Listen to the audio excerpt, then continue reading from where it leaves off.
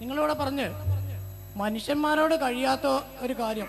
ഇപ്പോൾ 1,00,000 ഉറുപ്പ്യ ചിലപ്പോൾ നിങ്ങളോട് ചോദിച്ചാൽ നിങ്ങൾക്ക് തരാൻ കഴിഞ്ഞോളന്നില്ല. എന്നാൽ യൂസുഫ് അലിനോട് ചോദിച്ചാൽ യൂസുഫ് അലിക്ക് തരാൻ കഴിയും. അപ്പം മനുഷ്യന്മാർക്ക് അള്ളാഹു തആല പല കഴിവും കൊടുത്തിട്ടുണ്ട്. ആ കഴിവുകൾ അള്ളാഹിൻ്റെ റസൂല് സഹാബാക്കളോട് സഹായം ചോദിച്ചിട്ടുണ്ട്. അപ്പോൾ ചില സഹാബാക്കൾക്ക് കൊടുക്കാൻ കഴിഞ്ഞിട്ടുണ്ട്, ചില സഹാബാക്കൾക്ക് കൊടുക്കാൻ കഴിഞ്ഞിട്ടില്ല. അപ്പോൾ കഴിയാത്തൊരു കാര്യം ചോദിച്ചത് കൊണ്ട് പ്രശ്നമില്ല എന്ന് ഇതിലൂടെ നമുക്ക് മനസ്സിലാവുന്നുണ്ട്. അപ്പം മനുഷ്യരോട് കഴിയുന്ന കാര്യങ്ങൾ പരസ്പരം അങ്ങോട്ടും ഇങ്ങോട്ടും ചോദിച്ചാൽ ചിലത് കഴിയും, ചിലത് കഴിയാത്തതുണ്ടാവും. അത് ചോദിച്ചാൽ ശിർക്ക് വരില്ല എന്ന് അള്ളാഹിൻ്റെ റസൂല് തന്നെ നമ്മളെ പഠിപ്പിച്ചു തന്നിട്ടുണ്ട്. എന്നാൽ ജിന്ന് വർഗത്തിനോട് മനുഷ്യൻ എന്തൊരു സഹായങ്ങൾ ചോദിച്ചാലും അതിനനുസരിച്ച് നമ്മളെ ഉത്തരം ചെയ്ത് സഹായിക്കാൻ ഖിയാമത്ത് നാൾ വരെ ചോദിച്ചാലും ലോകത്ത് ഒരു ജിന്നിനും കഴിയില്ല. ഏതെങ്കിലും ഒരു ജിന്നിന് കഴിയുമെന്ന് നിങ്ങൾ തെളിയിച്ചാൽ ഞങ്ങളെ കൂടെ നോക്കും. അതിന് ഒരൊറ്റ ജിന്നിനും കഴിയില്ലാന്ന്. ആർക്ക് കഴിയണേ? ആർക്ക് അവിടെ വെളിച്ചം കിട്ടി? ജിന്നിനോട് വെളിച്ചം ചോദിച്ചിട്ട് ഒരിക്കലും ഖിയാമത്ത് നാൾ വരെ ചോദിച്ചാലും ഉത്തരം ചെയ്ത് സഹായിക്കാൻ മനുഷ്യൻ ചോദിക്കുന്നതിനനുസരിച്ച് മനുഷ്യരെ ഉത്തരം ചെയ്ത് സഹായിക്കാൻ ജിന്ന് വർഗത്തിന് മനുഷ്യരുമായി കാര്യകാരണ ബന്ധമുണ്ട് എന്ന് അള്ളാഹ് പഠിപ്പിച്ചിട്ടില്ല. അതുണ്ടാകണമെങ്കിൽ സുലൈമാൻ നബിക്ക് ഉള്ളതുപോലെ മോയിസാത്ത് നമുക്ക് വേണം. അപ്പോഴേ ഈ കാര്യകാരണ ബന്ധം കിട്ടുള്ളൂ. അപ്പം ചോദിച്ചാൽ പ്രശ്നമില്ല. അത് വസീലത്ത് സുഖമല്ല സുലൈമാൻ നബി ചെയ്തത്, അനുവദനീയാണ്. കാരണം കാര്യകാരണ ബന്ധം മോയിസാത്ത് മുഖേന ജിന്നുകളോട് കൽപ്പിക്കുന്നതിനനുസരിച്ച് കാര്യങ്ങൾ ചെയ്യിപ്പിക്കാൻ അള്ളാഹു തആല നൽകിയിട്ടുണ്ട്. മറ്റാർക്കും നൽകാത്ത വിധം സുലൈമാൻ നബിക്ക് ജിന്നുകളെ കീഴ്പ്പെടുത്തി കൊടുത്തേ. എനിക്കോ നിങ്ങൾക്കോ ജിന്നുകൾ അള്ളാഹു തആല കീഴ്പ്പെടുത്തി തന്നിട്ടില്ല. അതുകൊണ്ട് നമുക്ക് അതിനുള്ള കാര്യകാരണ ബന്ധം അള്ളാഹ് തന്നിട്ടില്ല. ആ അള്ളാഹ് തരാത്ത സൃഷ്ടിയെ വിളിച്ച് പിന്നെ നമ്മൾ വെളിച്ചം ചോദിക്കുമ്പോൾ നമ്മളെ ഉത്തരം ചെയ്ത് സഹായിക്കാൻ കഴിയുമെന്ന ആ വിശ്വാസത്തോടു കൂടി തന്നെ ശിർക്ക് വന്ന് ചോദിച്ചാലോ കർമ്മത്തിലും ശിർക്ക്. ഇതല്ലേ യാഥാർത്ഥ്യം? ശരി. അപ്പൊ സഹോദരൻ പറയുന്നത് ജിന്നും നമ്മളുമായിട്ടൊരു കാര്യകാരണ ബന്ധമില്ല. ഇതേ സഹോദരൻ തന്നെ പറഞ്ഞു എന്ത്, ജിന്നിന്റെ ശബ്ദം നമ്മൾ കേൾക്കുന്നുണ്ട്. അതിന് കാര്യകാരണം ജിന്നിന്റെ ശബ്ദം കേൾക്കുമെന്ന് ഖുർആൻ പറയുന്നു എന്ന് സഹോദരൻ നേരത്തെ സമ്മതിച്ചു, അല്ലെങ്കിൽ നേരത്തെ അദ്ദേഹത്തിന്റെ സംസാരത്തിൽ പറഞ്ഞു. അത് മനഃപൂർവ്വം പറഞ്ഞതാണെന്നാണ് നമ്മൾ മനസ്സിലാക്കുന്നത്. അപ്പൊ ജിന്നിന്റെ ശബ്ദം നമ്മൾ കേൾക്കുന്നു എന്ന് അദ്ദേഹം പറഞ്ഞു. ഇപ്പൊ അദ്ദേഹം പറഞ്ഞു ജിന്നുമായിക്കൊണ്ട് ഒരു കാര്യകാരണ ബന്ധവും നമുക്കില്ല. ഇനി നിങ്ങൾ ആലോചിച്ച് നോക്കുക. അപ്പൊ ജിന്നിന്റെ ശബ്ദം നമ്മൾ കേൾക്കുന്നു എന്ന് വിശ്വസിച്ചാൽ അതെന്തല്ല? ശിർക്കല്ല. എന്നാൽ മഹാനായ മുഹീദ്ദീൻ ശൈഖ് റഹ്മത്തുള്ളാഹി അലൈഹി അദ്ദേഹത്തിന്റെ ശബ്ദം ഇപ്പോൾ ഞാൻ കേൾക്കുന്നുണ്ട് എന്ന് വിശ്വസിച്ചാലോ? ശിർക്കാണ്. ഇനി അദ്ദേഹത്തിന്റെ അറിവിലേക്ക് ചില കാര്യങ്ങൾ മുജാഹിദ് പ്രസ്ഥാനത്തിന്റെ ഔദ്യോഗിക ഇതേ ചോദ്യം തന്നെ മുമ്പും ഇതേ വാദപ്രതിവാദത്തിൽ പിന്നെ യൂസുഫ് അലി അല്ല ഇതേപോലെയുള്ള മുഖാമുഖത്തിൽ യൂസുഫ് അലിയോട് ഉദാഹരണം പറഞ്ഞ് ചോദിച്ചൊരു സഹോദരനാണ് ഇദ്ദേഹം. ആദ്യമായിട്ട് ചോദിക്കുന്ന ആളൊന്നുമില്ല. അപ്പോ ഇതേപോലെ തന്നെ പിന്നെ ഇതിനു മുമ്പും ഇതേ വിഷയങ്ങൾ ഖുറാഫികളായിട്ട് അല്ലെങ്കിൽ സുന്നികളായിട്ട് സമസ്തക്കാരായ ആളുകൾ ചോദിച്ചപ്പോൾ അതിന് കൃത്യമായി മുജാഹിദുകൾ മറുപടി കൊടുത്തത് വിചിന്തനത്തിൽ തന്നെ വന്നിട്ടുണ്ട്. കേരളത്തിന്റെ അല്ലെങ്കിൽ കേരള നേതൃത്വത്തിൽ മുജാഹിദീന്റെ ഔദ്യോഗിക പ്രസിദ്ധീകരണമായിട്ടുള്ള വിചിന്തനത്തിൽ തന്നെ വന്ന കാര്യം ഞാൻ ശ്രോതാവിന്റെ ശ്രദ്ധയിലേക്ക് വായിക്കണം. ഈ വസ്തുത മുജാഹിദുകൾ നേരത്തെ ഉണർത്തിയതുമാണ്. ആ ഭാഗവും കാണുക. ഈ ലോകത്ത് എല്ലാ കാര്യങ്ങളും അള്ളാഹു വ്യവസ്ഥപ്പെടുത്തിയിട്ടുള്ളത് കാര്യകാരണ ബന്ധങ്ങളുടെ അടിസ്ഥാനത്തിലാണ്. ആ വ്യവസ്ഥക്ക് അതീതമായ കഴിവുകൾ അള്ളാഹുവിന്റെ മാത്രം പ്രത്യേകതയാണ്. മലക്കുകളുടെയും ജിന്നുകളുടെയും കഴിവുകളുടെയും പ്രവർത്തനങ്ങളുടെയും കാര്യകാരണങ്ങൾ നമുക്ക് പിടികിട്ടുന്നില്ലെങ്കിലും അതെല്ലാം അവർക്ക് അള്ളാഹു നിശ്ചയിച്ച വ്യവസ്ഥ അനുസരിച്ചാണ്. അതുകൊണ്ട് തന്നെ അതിനെക്കുറിച്ച് അബൗദികമെന്നോ കാര്യകാരണ ബന്ധങ്ങൾക്കതീതമെന്നോ ബുദ്ധിയും വകതിരിമുള്ളവർ പറയുകയില്ല.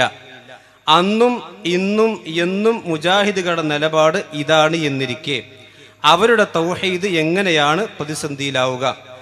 ആദ്യകാലം മുതൽ തന്നെ മനുഷ്യ കഴിവിനതീതമായ കാര്യം ജിന്നുകളിലുണ്ടെന്ന് മുജാഹിദുകൾ വ്യക്തമാക്കിയിട്ടുണ്ട്. മനുഷ്യർക്ക് അറിയാൻ കഴിവില്ലാത്ത ചില കാര്യങ്ങൾ പിശാചുക്കൾക്ക് അറിയാൻ സാധിച്ചേക്കും. അവർ ഒരു തരം അദൃശ്യ സൃഷ്ടികളാണല്ലോ. ജിന്ന് അഥവാ ഭൂതവർഗമാകട്ടെ മനുഷ്യരെക്കാൾ രൂക്ഷവും ഗതാഗത വേഗതയും ഉള്ളവരുമാണ്. അങ്ങനെ സാധാരണ മനുഷ്യർക്ക് കഴിയാത്ത പലതും അതിന് കഴിയുന്നു. നിങ്ങൾ അങ്ങോട്ട് കാണാത്ത വിധത്തിൽ അവർ നിങ്ങളെ കാണുന്നുവെന്ന് ഖുർആൻ സൂറ ആറാഫിൽ പറയുന്നുണ്ട്.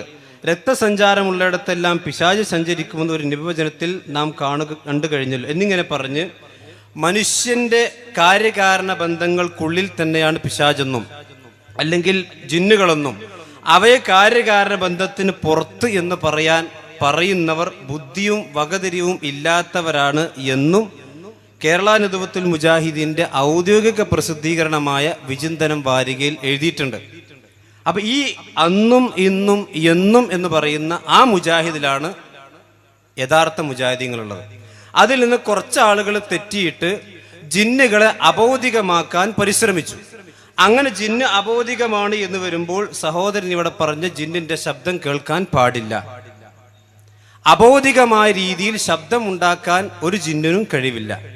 ജിന്ന് നമ്മളുമായിക്കൊണ്ട് കാര്യകാരണ ബന്ധത്തിന് പുറത്താണ് എന്ന് വിശ്വസിക്കുന്ന ഒരാള് ഞാൻ ജിന്നിന്റെ ശബ്ദം കേട്ടു എന്ന് വിശ്വസിച്ചാൽ തന്നെ ശിർക്കാകും. കാരണം എന്താ? മനുഷ്യരുമായിക്കൊണ്ട് ഒരു കാര്യകാരണവും ഇല്ലാത്തൊരു ഒരു വസ്തുവിന്റെ ശബ്ദം എങ്ങനെ ഞാൻ കേൾക്കുക? മൊയ്തീൻ ഷേഖ് റഹ്മത്തുള്ളാഹി അലൈഹിയുടെ ശബ്ദം ഞാൻ കേട്ടു എന്ന് വിശ്വസിച്ച ശിർക്കാണ്. കാരണം മൊയ്തീൻ ഷേഖുമായിക്കൊണ്ട് ഒരു കാര്യകാരണ ബന്ധവും നമുക്ക് നിലവിലില്ല.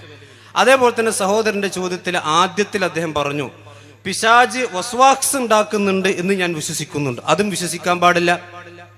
കാരണം എന്താ? അബോധികമായ ജിന്ന് എന്നിൽ വസ്വാസ് ഉണ്ടാക്കുന്നു എന്ന് വിശ്വസിച്ച ശിർക്കാണ്. കാരണം എന്താ? കാര്യകാരണ ബന്ധങ്ങൾക്ക് അതീതമായി കൊണ്ട് വസ്വാസ് ഉണ്ടാക്കാൻ ശൈത്താന് കഴിയും എന്ന് വിശ്വസിച്ച ശിർക്കല്ലേ? ഈ മഹാനായ മൊയ്തീൻ ഷേഖ് റഹ്മത്തുള്ളാഹി അലൈഹി എനിക്ക് വസ്വാസ് ഉണ്ടാക്കിക്കൊണ്ടിരിക്കുന്നുണ്ട് എന്നൊരാൾ പറഞ്ഞാൽ അത് ശിർക്കാണ്. അതേപോലെ തന്നെയാണ് മരിച്ചുപോയ ആളുകൾ സമം ജിന്ന് എന്നാണെങ്കിൽ ജിന്ന് എന്നെ വസ്വാസ് ഉണ്ടാക്കിക്കൊണ്ടിരിക്കുന്നു എന്ന് വിശ്വസിക്കാൻ പാടില്ല. വിശ്വസിച്ച ശിർക്ക് വരും. അതല്ലാതെ സഹായ ചോദ്യത്തിൽ മാത്രമല്ല സഹോദര ശിർക്ക്.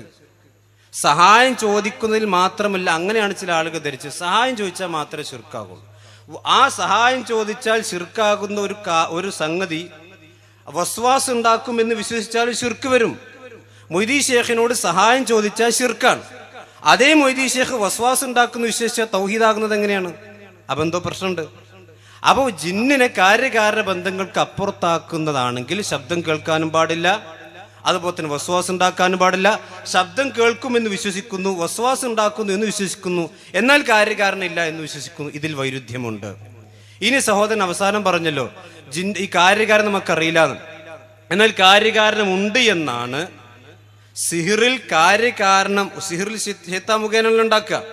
ആ സിഹിറിൽ കാര്യകാരണം ഉണ്ട് എന്നാണ് ഇനി വെള്ളിയാഴ്ച ഇറങ്ങാൻ പോണ ശബാബിലുള്ളത്, അല്ല വിചിന്തനത്തിലുള്ളത്. അപ്പൊ സഹോദരൻ ആ വിചിന്തനം കൂടി ഒന്ന് വായിച്ചിട്ട് റെഡിയാക്കി. ഇനി ഇവിടെ വിജന പ്രദേശത്ത് വെളിച്ചം ചോദിച്ചു നടക്കുന്നു എന്നൊക്കെ പറഞ്ഞ് ചില ആളുകൾ, പല ആളുകളും തെറ്റിദ്ധരിക്കാറുണ്ട്. ഈ ഇരിക്കുന്ന ബഹുമാനനായ അബ്ദുൽ ജബ്ബാർ മൗലവി ആണ് ആ ലേഖനം എഴുതിയിട്ടുള്ളത്. എൻ്റെ സഹോദരൻ ഒരു ചോദ്യം ഞാൻ ചോദിക്കട്ടെ. നിങ്ങൾ ഈ ലേഖനം ജബ്ബാർ മൗലവി എഴുതി, ഇതാണ് ഇസ്ലാഹ് മാസിക. ഈ ഇസ്ലാഹ് മാസികയിലെ ലേഖനം നിങ്ങൾ മുഴുവൻ വായിച്ചിട്ടുണ്ടോ? വളരെ മാന്യമായി ചോദിക്കും, മുഴുവൻ വായിച്ചിട്ടുണ്ടോ? കുറേയേറെ വായിച്ചിട്ടുണ്ട്, ഓർമ്മയിലില്ല. മുഴുവൻ വായിച്ചിട്ടുണ്ട്, പക്ഷെ ഓർമ്മയില്ല. മുഴുവൻ വായിച്ചിട്ടുണ്ട്, കുറേയേറെ വായിച്ചിട്ടുണ്ട്. ആ സഹോദരൻ മാത്രമല്ല എല്ലാവരും അബ്ദുൽ ജബ്ബാർ മൗലവി എഴുതിയിട്ടുള്ള ആ ലേഖനം ഒന്ന് മുഴുവൻ വായിക്കണം.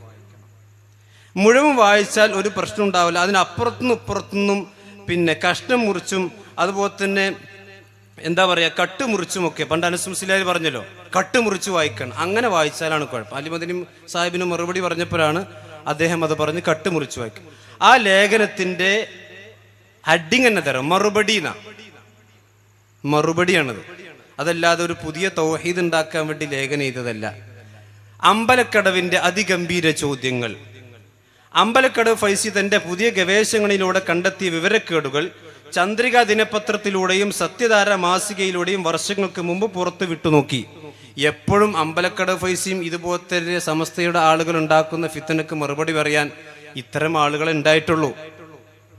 ഒരു കാര്യം കൂടി നിങ്ങൾ സാന്ദർഭികം മനസ്സിലാക്കുക.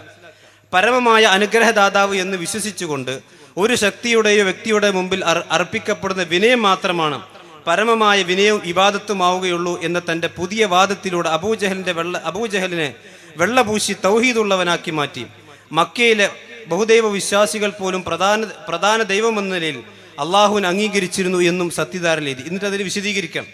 എന്നിട്ട് കേട്ടോ, അദൃശ്യമായ മാർഗത്തിലൂടെ ഉപകാരോപദ്രവം ചെയ്യാൻ അള്ളാഹുവിന് മാത്രമേ കഴിയൂ എന്നാണ് ഉമർ മൗലവി പഠിപ്പിച്ചത് എന്ന് ഫൈസി വാദിക്കുന്നു. അദൃശ്യം എന്നതുകൊണ്ട് കണ്ണുകൊണ്ട് കാണാൻ കഴിയാത്തത് എന്നല്ല ഉമർ മൗലവി ഉദ്ദേശിച്ചത്. സലാം സുല്ലമിന്റെ വാദപ്പതാണ്, അല്ലെങ്കിൽ KNMന്റെയും ഒക്കെ വാദമതാണ്. സലാം സുല്ലം അല്ലെ KNM നേതാവിന്റെ വാദമതാണ്. അദൃശ്യം എന്ന് പറഞ്ഞാൽ കണ്ണുകൊണ്ട് കാണാൻ കഴിയാത്തത്. അദ്ദേഹം അതിനെ ഗണ്ണിക്കാൻ ഉമർ മൗലവി അങ്ങനെയല്ല ഉദ്ദേശിച്ചത്. മറിച്ച് അഭൗതികവും കാര്യകാരണ ബന്ധങ്ങൾക്ക് അതീതവും സൃഷ്ടികളുടെ കഴിവിൽ പെടാത്തതുമായ കാര്യങ്ങളെക്കുറിച്ച് പറഞ്ഞതാണെന്നും ഞങ്ങൾ മനസ്സിലാക്കുന്നു. അല്ല എന്ന് ഫൈസിക്ക് വാദമുണ്ടെങ്കിൽ മൗലവിയുടെ ഉദ്ധരണികളിലൂടെ ഫൈസി അത് തെളിയിക്കട്ടെ. ഞങ്ങൾ പറയുന്നു ഫൈസി മാത്രമല്ല, KNMനും അങ്ങനെ വാദമുണ്ടെങ്കിൽ അത് KNMകാരും തെളിയിക്കട്ടെ. ഫൈസി ഹിമാലയം ഒന്നായി ഇളക്കിപ്പറിച്ച് ഒറ്റച്ചെറുകിൽ വഹിച്ചുകൊണ്ട് പറന്നുപോയി ധിക്കാരികളുടെ നാട്ടിൽ ചെന്ന് കമഴ്ത്തി അടിക്കാൻ ജിബ്രീൽ അലൈഹി സ്വലാത്തു വസ്സലാമിന് കഴിയുമെന്നും അതുകൊണ്ട് തന്നെ നമ്മുടെ കാഴ്ചയിൽ പെട്ടുകൊള്ളണമെന്നില്ല എന്നിങ്ങനെ ഒരാൾ വിശ്വസിച്ചാലും അതിൽ അഭൗതികമായോ കാര്യകാരണ അപ്പുറമാണെന്നോ വരുന്നില്ല. അതുകൊണ്ട് ആ വിശ്വാസത്തിൽ ശിർക്കും വരുന്നില്ല. അഥവാ ജിബ്രീൽ അലൈഹി സ്വലാത്തു വസ്സലാമിന്റെ കഴിവ് അംഗീകരിച്ചാൽ ശിർക്ക് വരില്ല. അതേസമയം തന്റെ മുമ്പിൽ ഈ കാണുന്ന രൂപം ജിബ്രീൽ ആണെന്ന് വിശ്വസിക്കുന്ന ഒരാൾ ജിബ്രീലേ എന്നെ ഈമാനോടുകൂടി മരിപ്പിക്കണേ എന്ന് തേടിയാൽ അത് ശിർക്കാണ്. എന്നാ പറഞ്ഞു. മനസ്സിലായോ? രാത്രിയുടെ ഇരുളിൽ തപ്പിത്തടഞ്ഞ് നീങ്ങുന്ന ഒരാൾ തന്റെ തൊട്ടടുത്ത് നിന്ന് ശബ്ദം കേൾക്കുന്നു, ആളെ കാണുന്നില്ല. തന്റെ മുമ്പിലുള്ള ഈ ശബ്ദത്തിന്റെ ഉടമ ജിന്നായിരിക്കാമെന്ന വിശ്വാസത്തിൽ എന്നെ ഒന്ന് സഹായിക്കാമോ, ഒരു വെളിച്ചം തരാമോ എന്നാവശ്യപ്പെട്ടാൽ, പ്രാർത്ഥനയല്ല, എന്നാവശ്യപ്പെട്ടാൽ അത് അഭൗതികമോ കാര്യകാരണ ബന്ധത്തിന് അപ്പുറമുള്ളതോ അല്ലെങ്കിൽ സൃഷ്ടികളുടെ കഴിവിൽപ്പെടാത്തത് തേടുകയല്ല. ആ സഹായർത്ഥന ശിർക്കുമല്ല. ഇതിലെവിടെ ജിന്നിനെ വിളിച്ച് തേടാന്നുള്ളത്? ഇനി കേട്ടോ. പകൽ വെളിച്ചത്തിൽ വിജനമായ മരുഭൂമിയിലൂടെ വഴിയറിയാതെ നടന്നു നീങ്ങുന്ന ഒരാൾ പരിസരത്ത് ആരെയും കാണുന്നില്ല. ഇവിടെ തന്റെ ശബ്ദം കേൾക്കുന്ന ആരെങ്കിലും മനുഷ്യൻ മലക്ക് ജിന്ന് എന്നെ സഹായിക്കട്ടെ എന്ന് നനച്ച് പടപ്പുകളെ എന്നെ സഹായിക്കണേ, എനിക്ക് വഴി കാണിച്ചു തരണേ എന്ന് ഉച്ചത്തിൽ വിളിച്ചു പറയുകയാണെങ്കിൽ, സഹായം ചോദിക്കുകയാണെങ്കിൽ പ്രാർത്ഥിക്കുകയാണെങ്കിൽ എന്നല്ല, എന്ന് വിളിച്ചു പറയുന്നുവെങ്കിൽ ഇതൊന്നും ആളുകൾ പറയില്ല കേട്ടോ. ഓ സഹായം തേടിയ ശിർക്കെല്ലാം ജബ്ബാർ മൗലവി, അല്ലെങ്കിൽ പ്രാർത്ഥിച്ച ശിർക്കെല്ലാം ജബ്ബാർ. വിളിച്ചു പറയുകയാണെങ്കിൽ അഭൗതിക മാർഗത്തിലുള്ള സഹായതേട്ടം അതിലില്ല. ഇനി കേട്ടോ, ബാക്കിയുള്ളത് ആരും വായിക്കൂല, അതുകൊണ്ടാണ് ഞാൻ വായിക്കുന്നത്. എടവണ്ണ സുല്ലമിയും ഇക്കാര്യം അംഗീകരിക്കുമെന്നാണ് അദ്ദേഹത്തിന്റെ പുസ്തകത്തിൽ നിന്നും മനസ്സിലാകുന്നത്. ഇത് ജബ്ബാർ മൗലവി പുതിയ കണ്ടെത്തിയ വാദമല്ല. ഇന്നത്തെ KNM നേതാവായ അബ്ദുൽ ജബ്ബാർ മൗലവി, അബ്ദുസ്സലാം സുല്ലമി അദ്ദേഹത്തിന്റെ പുസ്തകത്തിൽ എഴുതിയ വാദം തന്നെയാണിത്. ഇത് ജബ്ബാർ മൗലവിന്റെ പുതിയ വാദമല്ല. കാരണം ചില ആളുകളെ സംഘടന പുറത്താക്കണമെങ്കിൽ അത് ജബ്ബാർ മൗലവി മാത്രം എഴുതിയതാണെന്ന് വരുത്തി തീർക്കണം. അങ്ങനെ ഒരു ഉണ്ടാകണല്ലോ, ഏത് കാലത്തും അങ്ങനെ. ഇനി കേട്ടോ, നെല്ലിക്കുത്ത് മുസ്ലിയാർക്ക് മറുപടി പറഞ്ഞുകൊണ്ട് തൗഹീദ് ഒരു സമഗ്ര വിശകലനം എന്ന പുസ്തകത്തിൽ സുല്ലമി തന്നെ പറയുന്നത് കാണുക. സുല്ലമി എന്ന് പറഞ്ഞാൽ KNM നേതാവായ അബ്ദുസ്സലാം സുല്ലമിയുടെ വരിയാണ് എടുത്തു കൊടുക്കുന്നത്. മുസ്ലിയാർ എഴുതുന്നു, ഇതുപോലെ ഒരിറ്റു കുളിർവെള്ളത്തിന് വേണ്ടി ദാഹിച്ച അവശയായ ഹാജറ ബീവി വിജനമായ സഫാ മർവക്കിടയിൽ ഓടിക്കൊണ്ടിരിക്കുന്ന അവസരത്തിൽ മഹദി ഒരു അശരീരി കേൾക്കുകയും അന്നേരം നിനക്ക് സഹായിക്കുവാൻ കഴിയുമെങ്കിൽ എന്നെ സഹായിക്കൂ എന്ന് പറയുകയും ചെയ്തു. അപ്പൊ ഇസ്തിഗാസക്ക് തെളിവായിക്കൊണ്ട് ഹാജറ ബീവിയുടെ സംഭവം ഈ നെല്ലിക്കുത്ത് മുസ്ലിയാർ എടുത്തു കൊടുത്തപ്പോ അതിന് അബ്ദുസ്സലാം സുല്ലമി എന്ന് പറയുന്ന KNM നേതാവിന്റെ മറുപടി കേട്ടോളൂ. അദൃശ്യമാർഗത്തിലൂടെ സഹായം ചോദിക്കുക എന്നതിന്റെ വിവക്ഷ മുസ്ലിയാക്കന്മാർക്ക് മനസ്സിലാക്കാൻ സാധിക്കാത്തത് കൊണ്ടാണ് ബാലിശമായി ഈ വാദം ഉന്നയിച്ചിരിക്കുന്നത്. അപ്പൊ ഹാജറ ബീവി ജിബ്രീൽ അലൈഹി സ്വലാത്തു വസ്സലാമിയുടെ സഹായം ചോദിച്ചു. അപ്പൊ അത് അഭൗതിക മാർഗത്തിലെല്ലാം ഹാജറ ബീവിയുടെ സദസ്സിൽ ജിബ്രീൽ ഹാജറായി ശബ്ദം പുറപ്പെടുവിച്ചപ്പോൾ മലക്കാണെന്ന് വ്യക്തമായ ഹാജറ ബീവി അദ്ദേഹത്തോട് സഹായം ചോദിച്ചത് അദൃശ്യമാർഗത്തിലൂടെയുള്ള സഹായമായി മുസ്ലിയാർ കാണുകയാണെങ്കിൽ, ഇനി കേട്ടോളി, മതിലിനപ്പുറത്ത് നിന്ന് ഒരാൾ സഹായം ചോദിക്കുക, കത്തിലൂടെയോ ഫോണിലൂടെയോ ഒരു വിരിയുടെ പിന്നിൽ നിന്ന് കൊണ്ടോ സഹായം ചോദിക്കുക മുതലായവയും തെളിവായി ഉദ്ധരിക്കാവുന്നതാണ്. പാവം, കഷ്ടം. അബ്ദുസ്സലാം സുല്ലമി എന്താ ഇതിന് മറുപടി കൊടുത്തത്? കണ്ണിൽ കാണാത്തത് എന്ന അർത്ഥത്തിലല്ല അബോധികം എന്ന് പറയാൻ പാടില്ല. അങ്ങനെയാണെങ്കിൽ ഇതേ സംഗതി തന്നെയാണ് ജബ്ബാർ മൗലവി എഴുതിയിട്ടുള്ളത്. അത് തന്നെയാണ് KNM നേതാവ് അബ്ദുസ്സലാം സുല്ലമി എഴുതിയിരിക്കുന്നത്. അപ്പോൾ ഈ കൃത്യമായിക്കൊണ്ട് വരികൾ വായിച്ചാൽ ഇതൊക്കെ വളരെ ക്ലിയർ ആകും. ഇനി മാത്രമല്ല, ഇവിടെ എന്താ പ്രശ്നം? സിഹിറുമായി കൊണ്ട് ബന്ധപ്പെട്ട് തനിച്ച നിഷേധങ്ങൾ ഇവിടെ പുറത്തു വന്നു. ആ സിഹിറിനെ നിഷേധിക്കുവാൻ വേണ്ടി അസലായിക്കൊണ്ട് അവർ സ്വീകരിച്ചത് എന്താ? ജിന്നും മലക്കും കാര്യകാര ബന്ധത്തിനപ്പുറത്താണ്. ഇനി ജിന്നും മലക്കും കാര്യകാര ബന്ധത്തിനപ്പുറത്താണ്. ഇപ്പൊ സിഹിർ അംഗീകരിച്ചു. സിഹിർ മാത്രം അംഗീകരിച്ചാൽ പോരാ, മലക്കുകൾ ബദറിൽ പങ്കെടുത്തിട്ടുണ്ടോ? അംഗീകരിക്കണം. പിശാച് മനുഷ്യ ശരീരത്തിൽ പ്രവേശിക്കും. ഇന്ന ശൈത്വാൻ യജ്രി ബിൽ ഇൻസാനി മജ്റദ്ദം, അത് ആലങ്കാരിക പ്രയോഗമാണെന്ന് പറഞ്ഞിട്ടുണ്ട്. ഇങ്ങനെ ഒരുപാട്. മാത്രമല്ല, അബ്ദുസ്സലാം സുല്ലമിയുടെ ജിന്ന് പിശാചി സിഹിർ എന്ന പുസ്തകത്തിൽ അല്ലാഹുമ്മ ഇന്നി അഊദു ബിക മിനൽ ഖുബുസി വൽ ഖബായിസ് എന്ന ആ പിന്നെ ടോയ്ലറ്റിലേക്ക് കയറുമ്പോഴുള്ള പ്രാർത്ഥന അവിടെ ആൺകൊതുകും പെൺകൊതുകുമാണെന്ന് പറഞ്ഞ് ന്യായീകരിച്ചിട്ടുണ്ട്. എന്തുകൊണ്ടാണ് ആൺകൊതുകും പെൺകൊതുകും പറയേണ്ടി വന്നത്? കാരണം അത് ആൺപിശാചും പെൺപിശാചുമാണെന്ന് വന്നു കഴിഞ്ഞാൽ തൗഹീദ് പൊളിയും. കാരണം ജിന്ന് അബോധികമാണ്, പിശാജ് അബോധികമാണ്. പിശാജ് അബോധികമാകുമ്പോൾ കക്കൂസിലേക്ക് കയറിയാൽ പിശാജ് ഉപദ്രവിക്കുന്ന വിശ്വസിച്ച ശിർക്കാകും. അപ്പൊ കക്കൂസിലേക്ക് കയറുമ്പോൾ തൗഹീദ് സംരക്ഷിക്കണമെങ്കിൽ എന്ത് വേണം? പിശാജിനെ അബോധികമായ അല്ലെങ്കിൽ അബോധികമായ പിശാജ് എന്ന് പറയാൻ പാടില്ല. അത് ആൺകൊതുക് പെൺകൊതുക് എന്ന് പറയേണ്ടി വരും. ഇതൊക്കെയാണ് ഇവിടെ വിഷയം.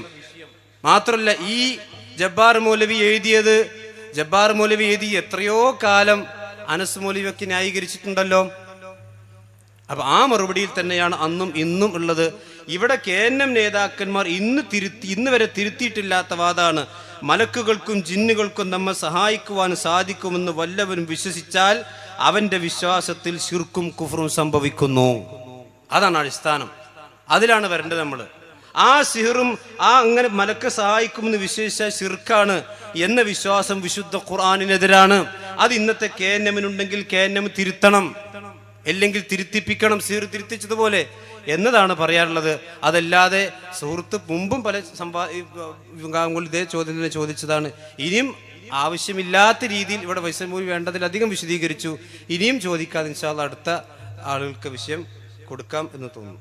അതുപോലെ തന്നെ ഈ അടുത്ത്, അതായത് പിന്നെ മുജാഹിദ് പ്രസ്ഥാനത്തിൽപ്പെട്ട ആളുകളെ ശിർക്ക് ആരോപിച്ചുകൊണ്ട് ആളുകളെ തെറ്റിദ്ധരിപ്പിക്കുവാൻ വേണ്ടി പറഞ്ഞിട്ടുള്ള ഏറ്റവും അവസാനത്തെ സംഗതി 2017 ജനുവരി 13 ഇറങ്ങി, ഐക്യത്തിന് ശേഷം ഇറങ്ങിയ ഷബാബിൽ വരെ ഇതാ മറഞ്ഞ വഴിയും മുജാഹിദ് പ്രസ്ഥാനവും. ഈ അബ്ദുസ്സലാം സുല്ലമി എന്ന് പറഞ്ഞാൽ KNM-ന്റെ ഔദ്യോഗിക വക്താവാണ്. അദ്ദേഹം എഴുതിയ ലേഖനത്തിൽ ജബ്ബാർ മൗലവിയെ സംബന്ധിച്ചിടത്തോളം ഒരു വലിയ ആരോപണം ഉന്നയിച്ചിട്ടുണ്ട്. അതുകൊണ്ട് ഈ അരീക്കോട് വെച്ച് ഞങ്ങൾ അതിൻ്റെ വിശദീകരണം ചോദിക്കണം. എന്താ എഴുതിയത്? ജിന്നുകളെയും മലക്കുകളെയും മരണപ്പെട്ടവരെയും വിളിച്ച് സഹായം തരുന്ന ശിർക്കാണെന്നും അതിന് കാരണമായി അവരുടെ പ്രവർത്തനമോ അവരുടെ രൂപമോ ഒന്നും തന്നെ മനുഷ്യന് കൃത്യമായി അറിയില്ല എന്ന് പറഞ്ഞുകൊണ്ട് ഇസ്ലാഹ് മാസികയിലേക്ക് ഒരാൾ അയച്ച ചോദ്യത്തിന് ജബ്ബാർ മൗലവി നൽകിയ മറുപടി കാണുക. അറിയണമെന്ന് നമുക്ക് വാശിയില്ല. 2000 ജൂൺ പേജ് 24. ഇങ്ങനെ ഇപ്പൊ ഇസ്ലാഹ് മാസിക ആർക്ക് പോയാലും കിട്ടുമല്ലോ. ഇങ്ങനെ ഒരു ഇസ്ലാഹ് മാസികയിൽ ഈ ഇരിക്കുന്ന അബ്ദുൽ ജബ്ബാർ മൗലവി എഴുതിയതായിക്കൊണ്ട്, ഇത് KNM-ന്റെ ഔദ്യോഗിക പ്രസിദ്ധീകരണം കേട്ടോ, എന്തെങ്കിലും പറയല്ല. KNM-ന്റെ ഔദ്യോഗിക പ്രസിദ്ധീകരണമായ ഷബാബിൽ വന്നതാണ്. ഇങ്ങനെ ഒരു ഇസ്ലാഹ് മാസികയിൽ അബ്ദുൽ ജബ്ബാർ മൗലവി എന്ന് പറയുന്ന ഈ അദ്ദേഹം എഴുതിയതായിക്കൊണ്ട് തെളിയിക്കാൻ കഴിയോ സുഹൃത്തുക്കളെ? എന്തിനാ നമ്മൾ കളവ് പറയുന്നത്?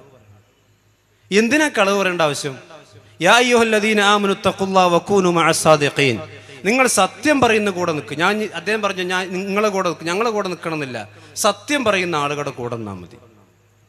അതാണ് മനസ്സിലായി. അപ്പോൾ കളവുകൾ പ്രചരിപ്പിക്കാണ്. ഇദ്ദേഹത്തിന്റെ ഈ ഐക്യത്തിന് മുമ്പ് തന്നെ ഷബാബിലൂടെ ഒരുപാട് കളവുകൾ മുജാഹിദുകൾ പിടികൂടിയതാണ്. ഐക്യത്തിന് ശേഷവും ഈ കളവ് പ്രചരിപ്പിക്കാൻ വേണ്ടി ഷബാബ് വാരിക ഇദ്ദേഹത്തിന് അനുവദിച്ചു കൊടുക്കുന്ന KNM നേതാക്കന്മാരോട് ഞങ്ങൾക്ക് പറയാനുള്ളത്, ഇന്നല്ലെങ്കിൽ നാളെ നിങ്ങൾക്ക് തിരുത്തേണ്ടി വരും. ഇന്നല്ലെങ്കിൽ നാളെ ഈ രീതിയിൽ വരുന്ന കളവായ ആരോപണങ്ങൾ നിങ്ങൾക്ക് തിരുത്തേണ്ടി വരും. അതുകൊണ്ട് വളരെ സൂക്ഷിച്ച് മുജാഹിദുകളായ ആളുകളെ സംബന്ധിച്ചിടത്തോളം ഇല്ലാത്തത് ഉള്ളത് തന്നെ ഇഷ്ടം പോലെ പറയാണ്. ഉള്ളത് പറഞ്ഞോളി സുഹൃത്തുക്കളെ, എന്തിനാ ഇല്ലാത്തത് പറയണത്? അപ്പൊ കളവുകൾ പറഞ്ഞ് അതും ഐക്യത്തിന് ശേഷം ഇറങ്ങിയ ശബാബുകളിൽ പോലും ജബ്ബാർ മൗലവിയെ സംബന്ധിച്ചും മുജാഹിദുകളെ സംബന്ധിച്ചും ഇല്ലാത്ത കളവ് ആരോപണങ്ങൾ.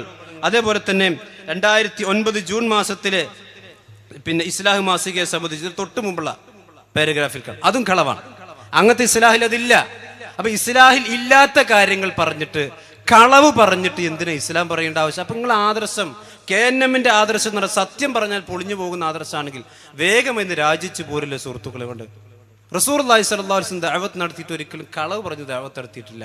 ഹക്ക് മാത്രം പറയാ, അതിന്റെ കൂടെ നിൽക്കുക, അതല്ലാതെ ഏതെങ്കിലും പാർട്ടിന്റെ കൂടെ നിൽക്കല്ല വേണ്ടത്. അള്ളാഹു അനുഗ്രഹിക്കുമാറാവട്ടെ.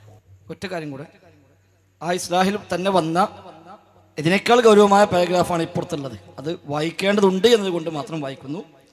നാം ആരോടാണോ സഹായം തേടുന്നത് അവർ നമ്മെ സഹായിക്കുന്നത് അദൃശ്യമാർഗത്തിലൂടെയാണോ ദൃശ്യമാർഗത്തിലൂടെയാണോ എന്ന് നാം അറിയേണ്ടതില്ല. എങ്ങനെ സഹായിക്കുമെന്ന് അറിയാതെ തന്നെ സഹായം ചോദിക്കാം. കണ്ടോ, എങ്ങനെ സഹായിക്കുമെന്ന് അറിയാതെ തന്നെ സഹായം ചോദിക്കാം എന്ന് ഇസ്ലാഹ് എഴുതിയില്ല. സഹായം ചോദിക്കാം എന്ന് എവിടെ എഴുതിയില്ല. അതെന്താക്കി മാറ്റി? എങ്ങനെ സഹായിക്കുമെന്ന് അറിയാതെ തന്നെ സഹായം ചോദിക്കാം. ഇസ്ലാഹ് മാസിക 2009 ജൂൺ പേജ് 24. അപ്പൊ ഇല്ലാത്ത അങ്ങനെ ഉണ്ടാക്കി ഇപ്പോഴും അതാ പറഞ്ഞ ഐക്യത്തിന് ശേഷം 5-ാം തീയതി പത്രസമ്മേളനം, അതിന് ശേഷം 13-ാം തീയതി ഇറങ്ങിയ ശബാബിലാണ് ഈ പറഞ്ഞത്. അതാണ് ക്ലിയർ ആയിട്ടുണ്ട്. അത്യാവശ്യം മനസ്സിലാക്കേണ്ട എല്ലാവർക്കും ഇക്കാര്യം ബോധ്യപ്പെട്ടിട്ടുണ്ട് എന്ന് മനസ്സിലാക്കുന്നു. ഇതിൽ ഉമർ ഫൈസിക്ക് ചെറിയൊരു വിശദീകരണം ഇതിന്റെ ഒന്ന് കൂട്ടിച്ചേർക്കുന്നത് കേട്ടപ്പോൾ അദ്ദേഹത്തിന് 1-2 കാര്യങ്ങൾ പറയേണ്ടതുണ്ട് എന്ന് അദ്ദേഹം മനസ്സിലാക്കുന്നു. അതും കൂടി കഴിഞ്ഞ അടുത്തൊക്കെ ചോദിക്കാൻ സാധിക്കും. അസ്സലാമു അലൈക്കും വറഹ്മത്തുള്ളാഹി. ബിസ്മില്ലാഹിർ റഹ്മാനിർ റഹീം. അൽഹംദുലില്ലാഹി റബ്ബിൽ ആലമീൻ. സ്വല്ലല്ലാഹു വസ്സലാമു അലാ അഷ്റഫിൽ ഖൽഖി വഅലാ ആലിഹി വസഹ്ബിഹി അജ്മഈൻ. എനിക്ക് ഇവിടെ വന്നപ്പോൾ വലിയ പ്രതീക്ഷയായിരുന്നു. അൽഹംദുലില്ലാഹ്. എങ്കിലും കാരണം ഈ അരീക്കോട് എന്ന് പറയുന്ന ഈ പ്രദേശം ഒരു നവോത്ഥാനത്തിൻ്റെ എന്താ പറയുക ഒരു ഉത്ഭവ കേന്ദ്രമായിട്ടൊക്കെയാണ് ഞാൻ മുമ്പ് കണ്ടിരുന്നത്. പക്ഷെ ഇവിടെ വന്ന് ഒക്കെ നമ്മൾ തൗഹീദ് ഈ കോലത്തിലൊക്കെ ഫൈസൽ മുസ്ലിയാർ വിശദീകരിക്കേണ്ടി വന്നു എന്ന് പറയുമ്പോൾ ഇവിടെ തന്നെ ഈ രൂപത്തിലൊരവസരം ഒരുക്കേണ്ടി വന്നു എന്ന് പറഞ്ഞാൽ വലിയ സങ്കടമുണ്ട്. കാരണം ഇവിടെ ഇപ്പോൾ കേട്ടു കാര്യകാരണ ബന്ധം, അഭൗതികം, മറഞ്ഞ വഴി, ഇതൊക്കെ സഹോദരന്മാരെ അള്ളാൻ്റെ റസൂല് കൊണ്ടോട്ടിക്കാരനോ അരിക്കൂട്ടുകാരനോ അല്ലല്ലോ. എങ്കിലല്ലേ ഇപ്പം അതൊക്കെ നമ്മൾ കേൾക്കുള്ളൂ. ഇപ്പം ഞങ്ങളൊക്കെ ദീൻ പഠിച്ചത് എല്ലാവരും ഈ ഇരിക്കുന്ന ആളുകളും അരീക്കോട് NB അബ്ദുസലാം മൗലവി, അള്ളാഹു അദ്ദേഹത്തിന് മഗ്ഫിറത്തും റഹ്മത്തും നൽകട്ടെ, ആ മഹാരഥന്മാരുടെയൊക്കെ പിൻഗാമികൾക്ക് ഇതിലൊരു ബാലൻസും ഇല്ലാതെ എപ്പോഴും ഈ എന്താ പറയുക തിരമാലകൾക്കിടയിലൂടെ കിടന്ന് മറിയുന്ന വഞ്ചികളെ പോലെ ആവുന്ന ഒരു അവസ്ഥ സങ്കടമുണ്ട് ഇതിലൊക്കെ കേൾക്കും. പറയുന്നത് ചോദ്യകർത്താക്കൾ ഞാൻ മനസ്സിലാക്കി മറുപക്ഷത്തിപ്പോൾ മടവൂരിൻ്റെയും KNMൻ്റെയും ആളുകൾ ഒരുമിച്ചിരിക്കുകയാണ്. അപ്പോൾ അവരുടെ ഭാഗത്ത് നല്ല കഴിവുള്ള പണ്ഡിതന്മാരുണ്ടാകും. തുറന്ന അവസരം ഇവിടെ ഒരുക്കിയിരിക്കുന്നു. അവർ വന്ന് ചോദിക്കും. അപ്പോൾ വൈജ്ഞാനികമായ ചർച്ച കേൾക്കുമെന്നാണ് ഞാൻ വിചാരിച്ചത്. ഇവിടെ നിങ്ങൾ നോക്കൂ, ഇപ്പോൾ ഭൗതികം, അള്ളാഹുവിൻ്റെ റസൂൽ ഏതെങ്കിലും എവിടെയാണ് ആ വേർഡ് ഉപയോഗിച്ച്? കാര്യകാരണ ബന്ധം, മറഞ്ഞ വഴി, ഇതൊക്കെ നമ്മൾ ഇരുന്ന് പറയല്ലേ. ആ സത്യം ഞാനൊരു കാര്യം പറയാം, എൻ്റെ ചെറിയ ബുദ്ധി കൊണ്ട് എന്ന് പറഞ്ഞാൽ പരിശുദ്ധ ഖുർആനിലെ സൂറത്ത് നംലിലെ 62-ാമത്തെ ആയത്ത്, അമ്മൻ യുജീബു അൽ മുൽത്തറ ഇദാ ദഅഹു വയക്ഷിഫു സൂഅ വയജഅലുകും ഖുലഫാ അൽ അർദി അഇലാഹും മഅല്ലാഹ് ഖലീലൻ മാ തദക്കറു. ഇതിലെ ഓരോ വേർഡുകൾ പദാനുപദ അർത്ഥം വെച്ചാൽ നിങ്ങൾക്ക് ഇവിടെ നല്ല സൗകര്യമുണ്ട്. ഈ സുല്ലമിൽ ഇവിടെ ഉള്ള അരീക്കോട്ടുകാരാണോ ഞാൻ പറഞ്ഞത്, സുല്ലമിൽ നല്ല പണ്ഡിതന്മാരുണ്ട്. അവരോട് ചോദിച്ചാൽ ഈ തർക്കമൊക്കെ തീരും. എന്താ അള്ളാഹ് പറഞ്ഞതെന്ന് വരും. അമ്മൻ ഒരുത്തനാണോ ഹൈറ്, അതല്ല നിങ്ങൾ വിളിച്ച് പ്രാർത്ഥിക്കുന്നവരാണോ ഹൈറ്? എങ്ങനെയുള്ള ഒരുത്തൻ യുജീബു, അവൻ ഉത്തരം ചെയ്യും. ആർക്ക്? അൽ മുൽത്തറ, അൽ മുൽത്തറിന്.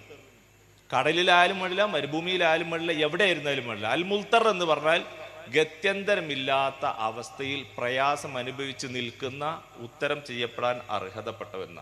അൽ എന്നുള്ളതിൻ്റെ അർത്ഥം വളരെ പ്രാധാന്യമുള്ളതാണ്. അത് ഖുർആൻ വ്യാഖ്യാതാക്കൾ മുഴുവനും പറഞ്ഞാണ്. അതായത് അൽ മുൽത്തർ എന്ന് പറഞ്ഞാൽ നമ്മൾ മലയാളത്തിൽ ഗത്യന്തരമില്ലാത്തോ എന്ന് പറയും. അത് പോരാ. അതിൻ്റെ അർത്ഥം എന്താണ്? ഉത്തരം ചെയ്യപ്പെടാൻ അർഹതപ്പെട്ടവൻ. എവിടുന്ന് വിളിച്ചാലും എപ്പോൾ വിളിച്ചാലും എന്ത് ചോദിച്ചാലും ഉത്തരം ചെയ്യാൻ കഴിയുന്നവൻ എന്ന അർത്ഥത്തിലുള്ള അള്ളയാണോ ഹൈറ്? അതല്ല നിങ്ങൾ അവനോടുകൂടെ വിളിക്കുന്ന മുയ്യദ്ദീൻ ഷേഖോ അല്ലെങ്കിൽ വിജനമായ മരുഭൂമിയിൽ ജിന്നുണ്ടെങ്കിൽ അവനോ ആണോ ഹൈറ്? അത് ചോദിക്കാൻ. അമ്മൻ ഒരുത്തനാണോ ഹൈറ്? എങ്ങനത്തെ ഒരുത്തൻ? യുജീബു, അവൻ ഉത്തരം ചെയ്യും. ആർക്ക്? അൽ മുൽത്തറ, അൽ മുൽത്തറിന്. അൽ മുൽത്തർ എന്ന് പറഞ്ഞാൽ ഉത്തരം ചെയ്യപ്പെടാൻ അർഹതപ്പെട്ട ആള് അവൻ ഗത്യന്തരമില്ലാത്ത സന്ദർഭത്തിൽ എവിടുന്ന് വിളിച്ചാലും എപ്പോൾ വിളിച്ചാലും അവന് ഉത്തരം ചെയ്യുന്നവൻ എന്നാണ് അതിൻ്റെ അർത്ഥം. ഈ ലെവലിലുള്ള ചോദ്യമാണ് ഈ ഇബാദത്താകുന്നതും ആരാധനയാകുന്നതും. കാണാതെ ആയി അല്ലെങ്കിൽ ജിന്നും നമ്മളും തമ്മിലുള്ള കാര്യക്കാരന ബന്ധം എന്താ എന്നൊക്കെ ചോദിക്കാൻ നമ്മൾ മെനക്കെടണ്ട. ആദ്യം എന്ത് ചെയ്യണം? നമ്മൾ പ്രമാണം നമ്മൾ പഠിക്കണം. അല്ലെങ്കിൽ പണ്ഡിതന്മാരെ ഇപ്പൊ ഇവിടെ ഞാൻ വലിയ പ്രതീക്ഷയായിരുന്നു, ഇവിടെ വലിയ ഇഷ്ടം പോലെ പണ്ഡിതന്മാർ, ഇവിടെ താമസക്കാരുണ്ട്, അതുപോലെ പല ആളുകളുണ്ട്, അവർക്കൊക്കെ ചോദിക്കാൻ പറ്റും. ഞാനൊരു പ്രതീക്ഷിച്ചായിരുന്നു. സാരല്ല. അപ്പൊ ഏതായാലും നിങ്ങൾ മനസ്സിലാക്കേണ്ടത്, ഉത്തരം ചെയ്യപ്പെടാൻ അർഹതപ്പെട്ടവർക്ക് എവിടെ നിന്ന് വിളിച്ചാലും എപ്പോൾ വിളിച്ചാലും എന്ത് ചോദിച്ചാലും ഉത്തരം ചെയ്യാൻ കഴിയുന്നവൻ എന്ന അർത്ഥത്തിൽ വിളിക്കുമ്പോഴാണ് ആരാധനയാകുന്നത്. ഇതിനെയാണ് നമ്മുടെ പണ്ഡിതന്മാർ മറഞ്ഞ മാർഗത്തിലൂടെയുള്ള വിളി, അഭൗതിക മാർഗത്തിലൂടെയുള്ള വിളി, ഭൗതികേതര മാർഗേണയുള്ള വിളി, ഇങ്ങനെ വ്യത്യസ്തമായ മലയാള വേർഡുകൾ ഉപയോഗിക്കുന്നു. അറബിയിൽ മുഫസ്സിറുകളും തന്നെ തഅരീഫ്, ഇബാദത്തിനും ദുആക്കും പറയുമ്പോൾ വ്യത്യസ്തമായ വേർഡുകൾ അവർ ഉപയോഗിക്കുന്നു, കാരണം ആളുകൾക്ക് മനസ്സിലാവാൻ വേണ്ടി. അപ്പൊ ചുരുക്കി പറഞ്ഞാൽ നിങ്ങൾ കാര്യകാരണ ബന്ധം, അഭൗതികം ഈ രൂപത്തിലുള്ള വേർഡുകളിൽ അടങ്ങിയിരിക്കാതെ ചോദ്യകർത്താക്കളോട് എനിക്ക് പറയാനുള്ളത്, ഇവിടെ പണ്ഡിതന്മാരുണ്ട്, അവർക്ക് ശരിക്കും ചെല്ലുക. ഒരു ആരാധന അല്ലെങ്കിൽ ഒരു പ്രാർത്ഥന ആരാധനയാകുക എപ്പോഴാണ്? അപ്പൊ നിങ്ങൾക്ക് കൃത്യമായിട്ട് നിങ്ങൾ ഈ ആയത്തോട്ട് പോയാൽ മതി. അമ്മൻ ഒരുത്തനാണോ ഹൈറ്, എങ്ങനത്തെ ഒരുത്തൻ യുജീബു അവൻ ഉത്തരം ചെയ്യും, അൽ മുൽത്തറ അൽ മുൽത്തറിന്. അൽ മുൽത്തർ എന്ന് പറഞ്ഞാൽ ഉത്തരം ചെയ്യപ്പെടാൻ അർഹതപ്പെട്ടവൻ, എവിടുന്ന് വിളിച്ചാലും എപ്പോൾ വിളിച്ചാലും അവൻ ഉത്തരം ചെയ്യുന്നവൻ എന്ന അർത്ഥത്തിലുള്ള വിളി, ഗത്യന്തരമില്ലാത്തവൻ. അവൻ യക്ഷിഫുസുവ പ്രയാസങ്ങൾ നീക്കിക്കൊടുക്കുകയും വേജിയലുക്കും ഖുലഫാല്ലാർ നിങ്ങളെ ഭൂമിയിലെ അള്ളാഹിന്റെ പ്രതിനിധികളാക്കുകയും ചെയ്യുന്നു. എന്നിട്ട് അള്ളാഹ് പറയാം ആ ഇലാഹും അള്ളാഹ്, അള്ളാഹിനോട് വേറെ ഇലാഹോ. അപ്പോൾ എവിടുന്ന് വിളിച്ചാലും എപ്പോൾ വിളിച്ചാലും എന്ത് ചോദിച്ചാലും കാര്യകാരണ ബന്ധങ്ങൾക്ക് അതീതമായി ഉത്തരം ചെയ്യാൻ കഴിയുന്നവൻ എന്ന് വിശ്വസിച്ചാൽ ഇലാഹാക്കലായി. ഞാൻ പറഞ്ഞത് മനസ്സിലായോ? ഈ ഒരു പ്രാർത്ഥന ആരാധനയാകുന്നത് എവിടുന്ന് വിളിച്ചാലും എപ്പോൾ വിളിച്ചാലും എന്ത് ചോദിച്ചാലും ഉത്തരം ചെയ്യാൻ കഴിയുന്നവൻ എന്ന അർത്ഥത്തിലുള്ള വിളി വിളിച്ചാൽ അത് കാരണം എന്താ? എവിടുന്ന് വിളിച്ചാലും ഉത്തരം ചെയ്യാന്ന് ആർക്ക് കഴിയും? കാര്യകാരണ ബന്ധങ്ങൾക്ക് അതീതമായി കഴിവുള്ളവനെ സാധിക്കൂ, അത് അള്ളാഹ് മാത്രമാണ്. അങ്ങനെ വിശ്വാസം ഉണ്ടാകുമ്പോഴാണ് അത് ആരാധനയാകുന്നത്. അതിനാണ് അള്ളാഹ് പറഞ്ഞ ആ ഇലാഹും അള്ളാഹിനോട് വേറെ ഇലാഹോ. അങ്ങനെ വിളിച്ചാൽ എവിടുന്ന് വിളിച്ചാൽ, ഇപ്പോ ഞാൻ സങ്കടപ്പെടുക, ജിന്നിന്റെ കഥ. ഒഴിഞ്ഞ സ്ഥലത്ത് നിന്ന് ഞാനൊരു ജിന്നിനെ കണ്ടാൽ ഞാനിപ്പോ അങ്ങനെ ചോദിച്ചാൽ എന്തായിരിക്കും ഇപ്പൊ അവന് കാര്യക്കാരന് ബന്ധമുണ്ടോ? നിങ്ങളൊക്കെ അങ്ങനെ അരീക്കോട്ടെ എന്നെ സംബന്ധിച്ചിടത്തോളം ഞാൻ ഒഴിഞ്ഞ സ്ഥലത്ത് ഒറ്റപ്പെട്ടാൽ ഒരു ശബ്ദം കേട്ട് ജിന്നുണ്ട് എന്ന് കണ്ടാൽ ഞാൻ ഒറ്റ ഓട്ടായിരിക്കും. എന്നെ സംബന്ധിച്ചിടത്തോളം എന്തൊക്കെയുണ്ട് വർത്താനം എന്ന് പറഞ്ഞു, ഒഴിഞ്ഞ സ്ഥലത്ത് ആരും ഇല്ലാത്തടത്ത് ഞങ്ങൾ ആരും, എൻ്റെ ഒരു അഭിപ്രായമാണ് ഞാൻ പറഞ്ഞത്. പിന്നെ നമ്മൾ ഖുർആനിൽ പഠിച്ചത് ഇതാണ്, കാര്യകാരണ ബന്ധങ്ങൾക്ക് അതീതം എന്ന് പറയുമ്പോൾ അമ്മ യുജീബു അൽ മുൽത്തർ. മുൽത്തർ എന്ന് പറഞ്ഞാൽ ഗത്യന്തരമില്ലാത്ത അവസ്ഥയിലുള്ളവൻ എന്നാണ്. പിന്നെ അലിഫ്ലാം കൂട്ടി എന്താ? ആര് ഗത്യന്തരമില്ലാത്ത അവസ്ഥയിൽ വിളിച്ചാലും ഉത്തരം ചെയ്യുമോ? അള്ളാഹു താല ഇല്ല. കാരണം അവന്റെ അവധി എത്തിയിട്ടുണ്ടെങ്കിൽ അള്ളാഹ് ഉത്തരം ചെയ്യൂല. ഇല്ലെങ്കിൽ അള്ളാഹു താല എന്ത് ചെയ്യും? അവിടെ രക്ഷപ്പെടുത്തും. അത് നമ്മൾ ചോദിച്ചിട്ടില്ലെങ്കിലും ഉത്തരം ചെയ്യും, അള്ളാഹു രക്ഷപ്പെടുത്തും. ഇപ്പോ അബുദാബിയിലെ ഇലക്ട്രിയിൽ ഞാൻ നിൽക്കുമ്പോൾ 16-ാം നിലയിൽ നിന്ന് ഒരു ഫലസ്തീനി കുട്ടി കീഴ്പ്പെട്ടൊരു വീണ്, ഒരു കെട്ടിടത്തിന് ഒരു കാറിന്റെ ബാക്കിലെ ഡിക്ക് വീണ് അവൻ എണീറ്റാ പോയി. അത് റബ്ബിന്റെ പരിപാടി. അപ്പൊ ഞാൻ പറഞ്ഞു വരുന്നത്, നിങ്ങൾ ശരിക്കും ശ്രദ്ധിക്കേണ്ടത്, പ്രമാണങ്ങളെയാണ് നമ്മൾ ഇതിൽ ആധാരമാക്കേണ്ടത്. ആളുകൾ ഇട്ട് തരുന്ന ഭൗതികത്തിനെയും അഭൗതികത്തിനെയും നമ്മൾ കടിച്ചു തൂങ്ങരുത്.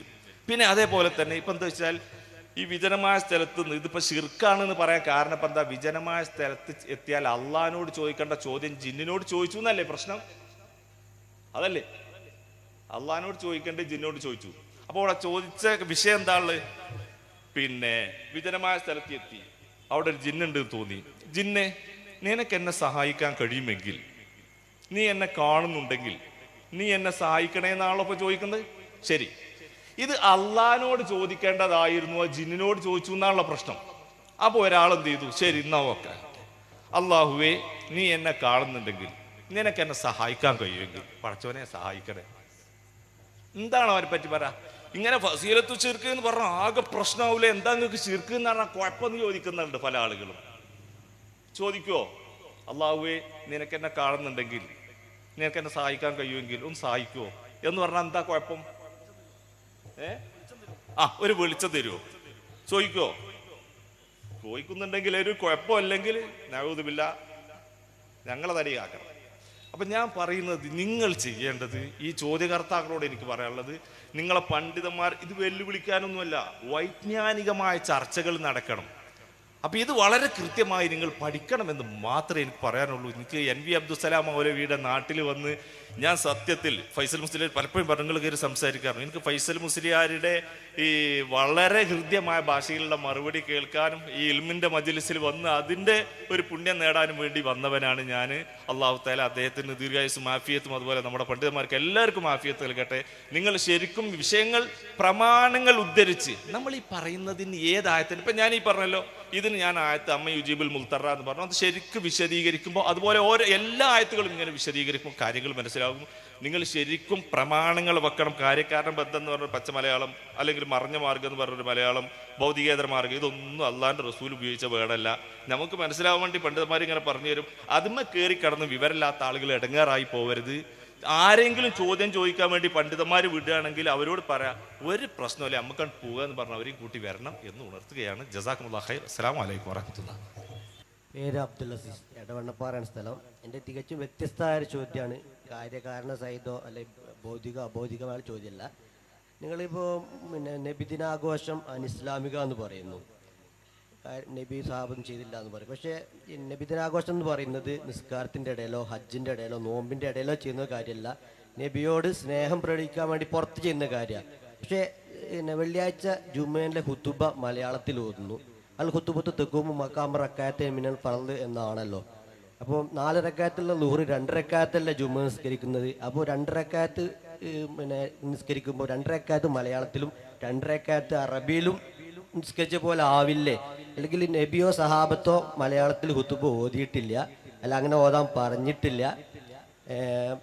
പിന്നെ അല്ലെങ്കിൽ അറിയുന്ന ഭാഷയിൽ, മറ്റുള്ളവർക്ക് അറിയുന്ന ഭാഷയിൽ ഓതാൻ പറഞ്ഞതായിട്ടുള്ള ഹദീസ് ഇല്ല എന്നാണ് എനിക്കറിയാം. ഞാൻ സാധാരണക്കാരനാണ് കേട്ടോ, നിങ്ങൾ പണ്ഡിതന്മാരാണ്. അപ്പോൾ ഞാൻ കേട്ടത് അങ്ങനെയാണ്, മനസ്സിലാക്കിയത് അങ്ങനെയാണ്. അപ്പോൾ അത് അനിസ്ലാമികമാവില്ലേ? ഈ വെള്ളിയാഴ്ച ഹുതുബ മലയാളത്തിൽ ഓതുന്നത് നബിയും സഹാബത്തും ചെയ്യാത്തൊരു കാര്യം ചെയ്യുമ്പോൾ അത് അനിസ്ലാമികമാവില്ലേ, ബിദഅത്താവില്ലേ?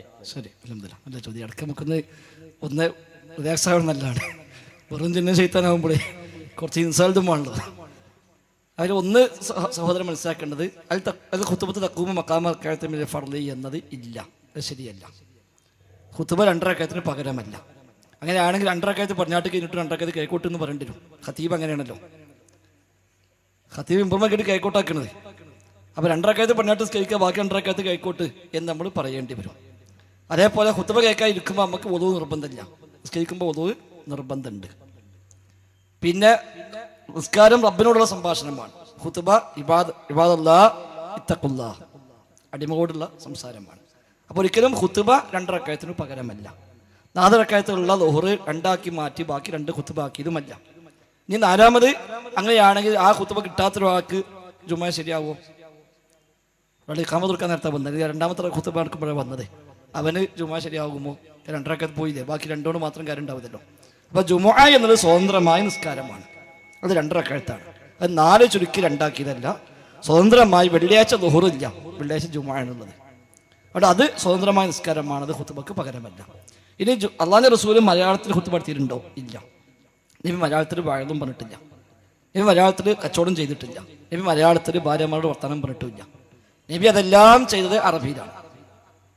ഇതെല്ലാം അറബിയിൽ ചെയ്യുകയും മിമ്പർമക്കേരി മലയാളം പറയുകയും ചെയ്തിരുന്നുവെങ്കിൽ നമുക്ക് ഇതെല്ലാം മലയാളത്തിൽ ചെയ്യുകയും മിമ്പർമക്കേരി അറബി പറയുകയും ചെയ്യാമായിരുന്നു. നബിന്റെ എല്ലാ വർത്താനവും അറബിയിൽ, എല്ലാ സംസാരവും അറബിയിൽ, കച്ചവടം ഏർപ്പാടൊക്കെ അറബിയിൽ, മിമ്പർമക്കേരി നബി ആർക്ക് മനസ്സിലാവാത്ത മലയാളത്തിൽ പറഞ്ഞു എന്നുണ്ടെങ്കിൽ നമുക്ക് കച്ചവടം ഇടപാടും ബിസിനസ്സും അതേപോലെ വഴതും പ്രസംഗം മറുപടിയൊക്കെ അറബി മലയാളത്തിൽ പറയുകയും മിമ്പർമക്കേരി ആർക്ക് മനസ്സിലാവാത്ത അറബി പറയുകയും ചെയ്യാമായിരുന്നു. അതുണ്ടായിട്ടില്ല. അവിടെ ഭാഷയല്ല പ്രധാനമായി പഠിപ്പിച്ചത്. നബി തങ്ങളുടെ ഖുതുബയെ പറ്റി ഇമാം മുസ്ലിം ഉദ്ധരിക്കുന്ന ഹദീസിൽ കാണാം, കാനലിൻ നബി സ്വല്ലല്ലാഹു അലൈഹി വസല്ലം ഖുതുബതാനി യജ്ലിസു ബൈനഹുമാ യഖറഉൽ ഖുർആന വയുദക്കിറുൻ നാസ്. അല്ലാഹുവിന്റെ റസൂലിന് 2 ഖുതുബയാണ് ഉണ്ടായിരുന്നത്. യജ്ലിസു ബൈനഹുമാ, ആ 2 ഖുതുബക്കിടയിൽ നബി ഇരിക്കും. യഖറഉൽ ഖുർആന, നബി ഖുർആൻ ഓതും. വയുദക്കിറുൻ നാസ്, ജനങ്ങളെ ഉത്ബോധിപ്പിക്കും. അതാണ് നബിയുടെ ഖുതുബ. ഖുർആൻ ഓതി ജനങ്ങളെ ഉത്ബോധിപ്പിക്കും. അപ്പൊ അതാണ് ഖുതുബയിൽ നടക്കേണ്ടത്. ഖുർആൻ ഓതി ജനങ്ങളെ ഉത്ബോധിപ്പിക്കും. ഭാഷയല്ല പ്രധാനം. ഖുർആൻ ഓതി ഉത്ബോധിപ്പിക്കൽ ഏത് ഭാഷയിൽ നടക്കോ ആ ഭാഷയിലൊക്കെ പറ്റും. ഇവിടെ നാട്ടിൽ എല്ലാവർക്കും അറബി അറിയാം, ഒരു അറബി നടത്തിക്കോട്ടെ. എല്ലാവരും ഉറുദു അറിയാം, ഉറുദു ആയിക്കോട്ടെ. എല്ലാവർക്കും ഇംഗ്ലീഷ് അറിയാം, ഇംഗ്ലീഷ് ആയിക്കോട്ടെ. ഭാഷ എന്നതിനപ്പുറത്ത് നബിയുടെ ഖുത്ബ ഇതാണ്, യഖ്റഉൽ ഖുർആന വയുദക്കിറുന്നാസ്. നബി ഖുർആൻ ഓതി ജനങ്ങളെ ഉത്ബോധിപ്പിക്കുന്നു. മലയാള ഖുത്ബ നടക്കുന്ന പള്ളിയിൽ ഒറ്റ വെള്ളിയാഴ്ച പോയാൽ ജീവിതത്തിൽ ഒരു ഉത്ബോധനം കിട്ടും. അറബിയുള്ള ജുമായിൽ 50 കൊല്ലം പങ്കെടുത്താലും ഖതീബിന് പോലും പ്രത്യേകിച്ച് ഉത്ബോധനം ഇന്ന് സ്വയം സിദ്ധിക്കുന്നില്ല. എന്തായി പറഞ്ഞതെന്ന് ഖതീബിനും അറിയില്ല, കേട്ടവർക്കും അറിയില്ല. അപ്പൊ അവിടെ ആ ഖുത്ബ നടക്കുന്നില്ല. ഈ നമ്മുടെ നാട്ടിൽ ഭാഷയുടെ മഹത്വം എല്ലാവരും പറയും. അങ്ങനെയാണെങ്കിൽ നബിതങ്ങൾ നടത്തിയ ഖുത്ബ അങ്ങനെ തന്നെ ഇവിടെ എടുത്ത് ഓതുകയാണ് വേണ്ടത്. അതിനു പകരം 300 കൊല്ലം കഴിഞ്ഞ് ഈജിപ്തിൽ ജീവിച്ച ഇബ്നു നുബാത്തത്തുൽ മിസ്രി എന്ന് പറയുന്ന ഒരു ഈജിപ്ത്യൻ പണ്ഡിതൻ ഒരു കൊല്ലം നടത്തിയ ഖുത്ബകൾ അത് ക്രോഡീകരിച്ച് പുസ്തകമാക്കി. ആ പുസ്തകമാണ് EK സുന്നി പള്ളികളിലൊക്കെ വായിക്കുന്നത്. AP സുന്നി പള്ളിയിലാണെങ്കിൽ നെല്ലിക്കുത്തി ഇസ്മായിൽ മുസ്ലിയാർ അത് കൈവച്ച് എഡിറ്റ് ചെയ്ത് കൊണ്ടുവന്ന ഖുത്ബത്തുൻ നെല്ലിക്കുത്തിയ എന്ന് പറയുന്ന ഖുത്ബയാണ് AP സുന്നി പള്ളിയിൽ വായിക്കുന്നത്. ആ ഭാഷ മാത്രം റസൂലുള്ളാഹിന്റെ ഖുത്ബ നെല്ലിക്കുത്തുണ്ട് എന്ന് പറഞ്ഞാൽ അത് ശരിയല്ലല്ലോ. അപ്പൊ അവിടെ ഭാഷ എന്നുള്ളതല്ല, അള്ളാഹുവിന്റെ റസൂലിന്റെ ഖുത്ബയിൽ ഉള്ളത് യഖ്റഉൽ ഖുർആന വയുദക്കിറുന്നാസ്, ഖുർആൻ ഓതി ജനങ്ങളെ ഉത്ബോധിപ്പിക്കുന്നു. അതാണ് ഖുത്ബയിൽ നടക്കേണ്ടത്. അതുകൊണ്ട് അത് മുജാഹിദ് പള്ളികളിൽ നടക്കുന്നു. എന്നാൽ നബിദിനാഘോഷം അങ്ങനെയാണോ? അല്ല. നബിദിനാഘോഷം എന്തുകൊണ്ട് ബിദ്അത്ത് എന്ന് പറഞ്ഞു? നബിദിനാഘോഷം സുന്നത്താണ് എന്നാണ് സമസ്തക്കാർ ഔദ്യോഗികമായി പഠിപ്പിക്കുന്നത്. 2 പെരുന്നാളുകളെക്കാളും വലിയ ആഘോഷമാണ് ഈദ് മീലാദ് റസൂലില്ല എന്നാണ് അവർ എഴുതി വിട്ടത്. മുസ്ലിങ്ങൾക്ക് 3 ആഘോഷമുണ്ട്. 1 ചെറിയ പെരുന്നാൾ, 2 ബലി പെരുന്നാൾ, 3 ഈദ് മീലാദ് റസൂലില്ല, മീലാദ് ആഘോഷം എന്നവർ എഴുതുന്നു. പരമ്പരയായി തുടർന്ന് വന്ന സുന്നത്താകുന്നു ഇത് എന്ന് സാക്ഷാൽ കാന്തപുരം മുസ്ലിയാർ പോലും എഴുതിയിരിക്കുന്നു. അങ്ങനെ ഇസ്ലാമിലേക്ക് കാര്യം സുന്നത്തായി കൊണ്ടുവരുമ്പോൾ അതിന് പ്രമാണം വേണം. അതല്ല റസൂലുള്ളാഹിനെ സ്നേഹിക്കുന്നു, ആർക്കും പ്രശ്നമില്ല. ഒരാൾ അല്ലാഹുവിന്റെ റസൂലിനെ സ്നേഹിച്ചു, അത് ബിദഅത്തല്ല. എന്നാൽ റബീഉൽ അവ്വൽ 12 ആഘോഷിക്കൽ ബലി പെരുന്നാളിനേക്കാളും വലിയ ആഘോഷമാണ് എന്ന് പറയുമ്പോൾ ബലി പെരുന്നാളും ചെറിയ പെരുന്നാളിനും തെളിവുള്ളതുപോലെ ഇതിനും തെളിവുണ്ടാകണം. അതില്ലാതാകുമ്പോൾ മതത്തിലേക്ക് പുതിയതായി കടത്തിക്കൂട്ടലായി മാറി അത് ബിദ്അത്താണ് എന്നാണ് പഠിപ്പിച്ചത്. എന്നാൽ ഖുത്ബയിൽ നബിയുടെ ഖുത്ബ ഇതാണ്, ഖുർആൻ ഓതി ജനങ്ങളെ ഉത്ബോധിപ്പിക്കുക. അതാണ് ഖുത്ബയിൽ നടക്കേണ്ടത്. ആ ഹദീസിൽ നിന്നാണ് ഷാഫി മദ്ഹബിൽ പോലും ഖുത്ബയിൽ വഅദ് ഷർത്താണ് എന്ന് പഠിപ്പിച്ചത്. തഖ്വ കൊണ്ട് വസിയത്ത് ചെയ്യൽ, ഉപദേശം നൽകൽ, അത് ഷർത്താകുന്നു. ഖുത്ബക്ക് 5 ഷർത്താണ് ഷാഫി മദ്ഹബിൽ: ഹംദ്, സ്വലാത്ത്, അതേപോലെ തഖ്വ കൊണ്ട് വസിയത്ത്, മുഅ്മിനീങ്ങൾക്ക് വേണ്ടി പ്രാർത്ഥിക്കൽ, 5 ആയത്ത് ഓതൽ. ഈ 5 നിബന്ധന ഉണ്ടെങ്കിലേ ഖുത്ബ ശരിയാകുന്ന. അപ്പൊ അതിൽപ്പെട്ട നിബന്ധനയാണ് തഖ്വ കൊണ്ട് വസിയത്ത് ചെയ്യൽ, ഒരു ഉപദേശം നൽകൽ. അതാണ് ഖുത്ബയുടെ മർമ്മം. അത് അറബി പറഞ്ഞാൽ എല്ലാവർക്കും കിട്ടുമെങ്കിൽ അറബി പറഞ്ഞാൽ മതി. അതല്ല, അധികമാക്കും അറബി അറിയില്ല എങ്കിൽ ഏതാണോ അവിടെ കൂടുതൽ അഭികാമ്യമായ ഭാഷ ആ ഭാഷ അവിടെ ഉപയോഗിക്കാം എന്നതാണ് അതിൽ നിന്ന് മനസ്സിലാകുന്നത്. അല്ലാഹു അല്ല, അപ്പോൾ ഒരു പ്രാവശ്യം നബി മദീനയിലേക്ക് ഹിജ്റ വരുന്ന സമയത്ത് ഒരു വൃദ്ധയായ സ്ത്രീ നബിയെ പുകഴ്ത്തിക്കൊണ്ടൊരു കവിത എഴുതി കേട്ടിട്ടുണ്ട്. ആ കവിത നബി വരുന്ന സമയത്ത് ചൊല്ലണമെന്ന് വിചാരിച്ചിരുന്നു. പക്ഷെ നിർഭാഗ്യവശാൽ ആ വൃദ്ധ കിടപ്പിലായിപ്പോയി. അപ്പൊ പിന്നീട് ഈ സംഭവം വൃദ്ധ സുഖം പ്രാപിച്ചതിന് ശേഷം നബിയോടൊന്ന് പറഞ്ഞപ്പോൾ നബി അവിടെ നിന്ന് കൊടുത്തു. എന്നിട്ട് ആ വൃദ്ധ ചൊല്ലി എന്ന് കേട്ടിട്ടുണ്ട്. അപ്പം അപ്പോൾ അത് നബിദിനത്തിന് ഞാൻ അനുകൂലിക്കാൻ ഘടകമല്ല. അതുപോലെ മറ്റൊരിക്കലും ഒരു മദീനയിലുള്ളൊരു സഹാബി ഇമാമത്ത് നിൽക്കുന്ന സമയത്ത് എപ്പോഴും ഉറക്കോതേണ്ട നിസ്കാരങ്ങൾ ഫാത്തിഹയ്ക്ക് ശേഷം സൂറത്ത് ഓതിയ ശേഷം ഒരു കുരുവല്ലാഹു സൂറത്ത് ഇഖ്ലാസ് ഓതാറുണ്ടായിരുന്നു. അങ്ങനെ എല്ലാ ഉറക്കോതണ എല്ലാ റക്കയത്തിലും അങ്ങനെ ഓതാറുണ്ടായിരുന്നു. അങ്ങനെ മാമൂകൾക്ക് ഇതൊരു വിഷമമായി, പ്രശ്നമായി. നബിൻ്റെ അടുത്ത് കംപ്ലൈൻറ്റ് പറഞ്ഞു. നബിൻ്റെ അടുത്ത് കംപ്ലൈൻറ്റ് പറഞ്ഞു. നബി അത് ബിദഅത്താണ് ലലാലത്താണെന്നല്ല പറഞ്ഞ് അക്കാരണം കൊണ്ട് അയാൾ സ്വർഗത്ത് പോയി എന്ന് പറഞ്ഞു. അപ്പൊ അങ്ങനെ ആകുമ്പോൾ ഇതും ബിദഅത്താവൂലേ? വൃദ്ധ ചൊല്ലിയതല്ല, ഇവിടെ വൃദ്ധ ചൊല്ലണ പ്രശ്നം. അവിടെയാണ് തർക്കം. അത് രണ്ടും ഒരുപോലെയല്ല. അപ്പൊ യഥാർത്ഥത്തിൽ നബിയെ മദ്ഹ് ചെയ്യുക എന്നതല്ല അഭിപ്രായ വ്യത്യാസം. അപ്പൊ ഇവിടെ പ്രവാചകർക്കെതിരെ ഒരുപാട് ആക്ഷേപങ്ങൾ നമ്മുടെ നാട്ടിൽ വന്നപ്പോൾ പ്രവാചകനെ അറിയുക എന്ന് പറഞ്ഞ് 1 മാസം ക്യാമ്പയിൻ പ്രഖ്യാപിച്ചോല മുജാഹിദീൻ. 1 മാസത്തെ ക്യാമ്പയിൻ കേരളം മൊത്തം പ്രവാചകനെ അറിയുക എന്നായിരുന്നു വിഷയം. അതിൽ ആയിരക്കണക്കിന് സ്ഥലങ്ങളിൽ നബിയുടെ മേന്മയും മഹത്വവും നബിയുടെ മദ്ഹും പ്രശംസയും എടുത്തു പഠിപ്പിച്ചുകൊണ്ട് തന്നെ 1 മാസക്കാലം ലേഖനങ്ങളും ഖുതുബകളും അതേപോലെ വഅളും എല്ലാം സംഘടിപ്പിച്ചു. അതല്ല അഭിപ്രായ വ്യത്യാസമുള്ള വിഷയം. അത് സ്വഹാബിമാരൊക്കെ പ്രവാചകനെ പ്രശംസിച്ചിട്ടുണ്ട്, നമുക്കും പ്രവാചകനെ പ്രശംസിക്കാം. അത് ഒരാളുടെ സ്നേഹത്തിൻ്റെ ഭാഗമാണ്. നമുക്കിഷ്ടമുള്ള ഒരാളെ, അയാളെ മേന്മ പറയാൻ നമുക്ക് എത്ര നാവായിരിക്കും. നമ്മുടെ ഉമ്മയുടെ, നമ്മുടെ ഉപ്പയുടെ, നമ്മുടെ നല്ല മക്കളുടെ ഒക്കെ മഹത്വങ്ങൾ പറയാൻ നമുക്ക് എത്ര ആവേശമാണ്. എങ്കിൽ നമ്മൾ അവരെക്കാളെല്ലാം സ്നേഹിക്കുന്ന നമ്മുടെ ഹബീബിൻ്റെ മഹത്വം നമ്മൾ എത്ര പറഞ്ഞാലും വിശ്വാസിക്ക് മതിയാവുകയില്ല. അതിലല്ല തർക്കമുള്ളത്. റബീഉൽ അവ്വൽ 12 നബിദിനം ആഘോഷിക്കൽ ബലിപെരുന്നാളിനേക്കാളും വലിയ ആഘോഷമാണ്, അത് സുന്നത്താണ് എന്ന് പറയുമ്പോൾ അതിന് പ്രവാചകന്റെ അധ്യാപനത്തിന്റെ പിൻബലം വേണം. മതത്തിൽ ഒരു കാര്യം സുന്നത്താവാൻ എന്നുള്ളതാണ്. അതല്ല ഒരാൾ എന്നും നബിനെ കുറിച്ച് അയാളെ മഹത്വം പറയുന്നു, അയാൾ റബീഉൽ അവ്വലും റബീഉൽ ആഖിറും ജമാഅത്തുൽ അവ്വലും ഒന്നും നോക്കുന്നില്ല, അയാൾ ജീവിതത്തിൽ സ്ഥിരം അയാൾ പ്രവാചകനെ സ്നേഹിക്കുകയും പുകഴ്ത്തുകയും ഒക്കെ പറയുന്ന ആളാണ്, അയാൾ അന്നും പറഞ്ഞു, വിരോധമൊന്നുമില്ല.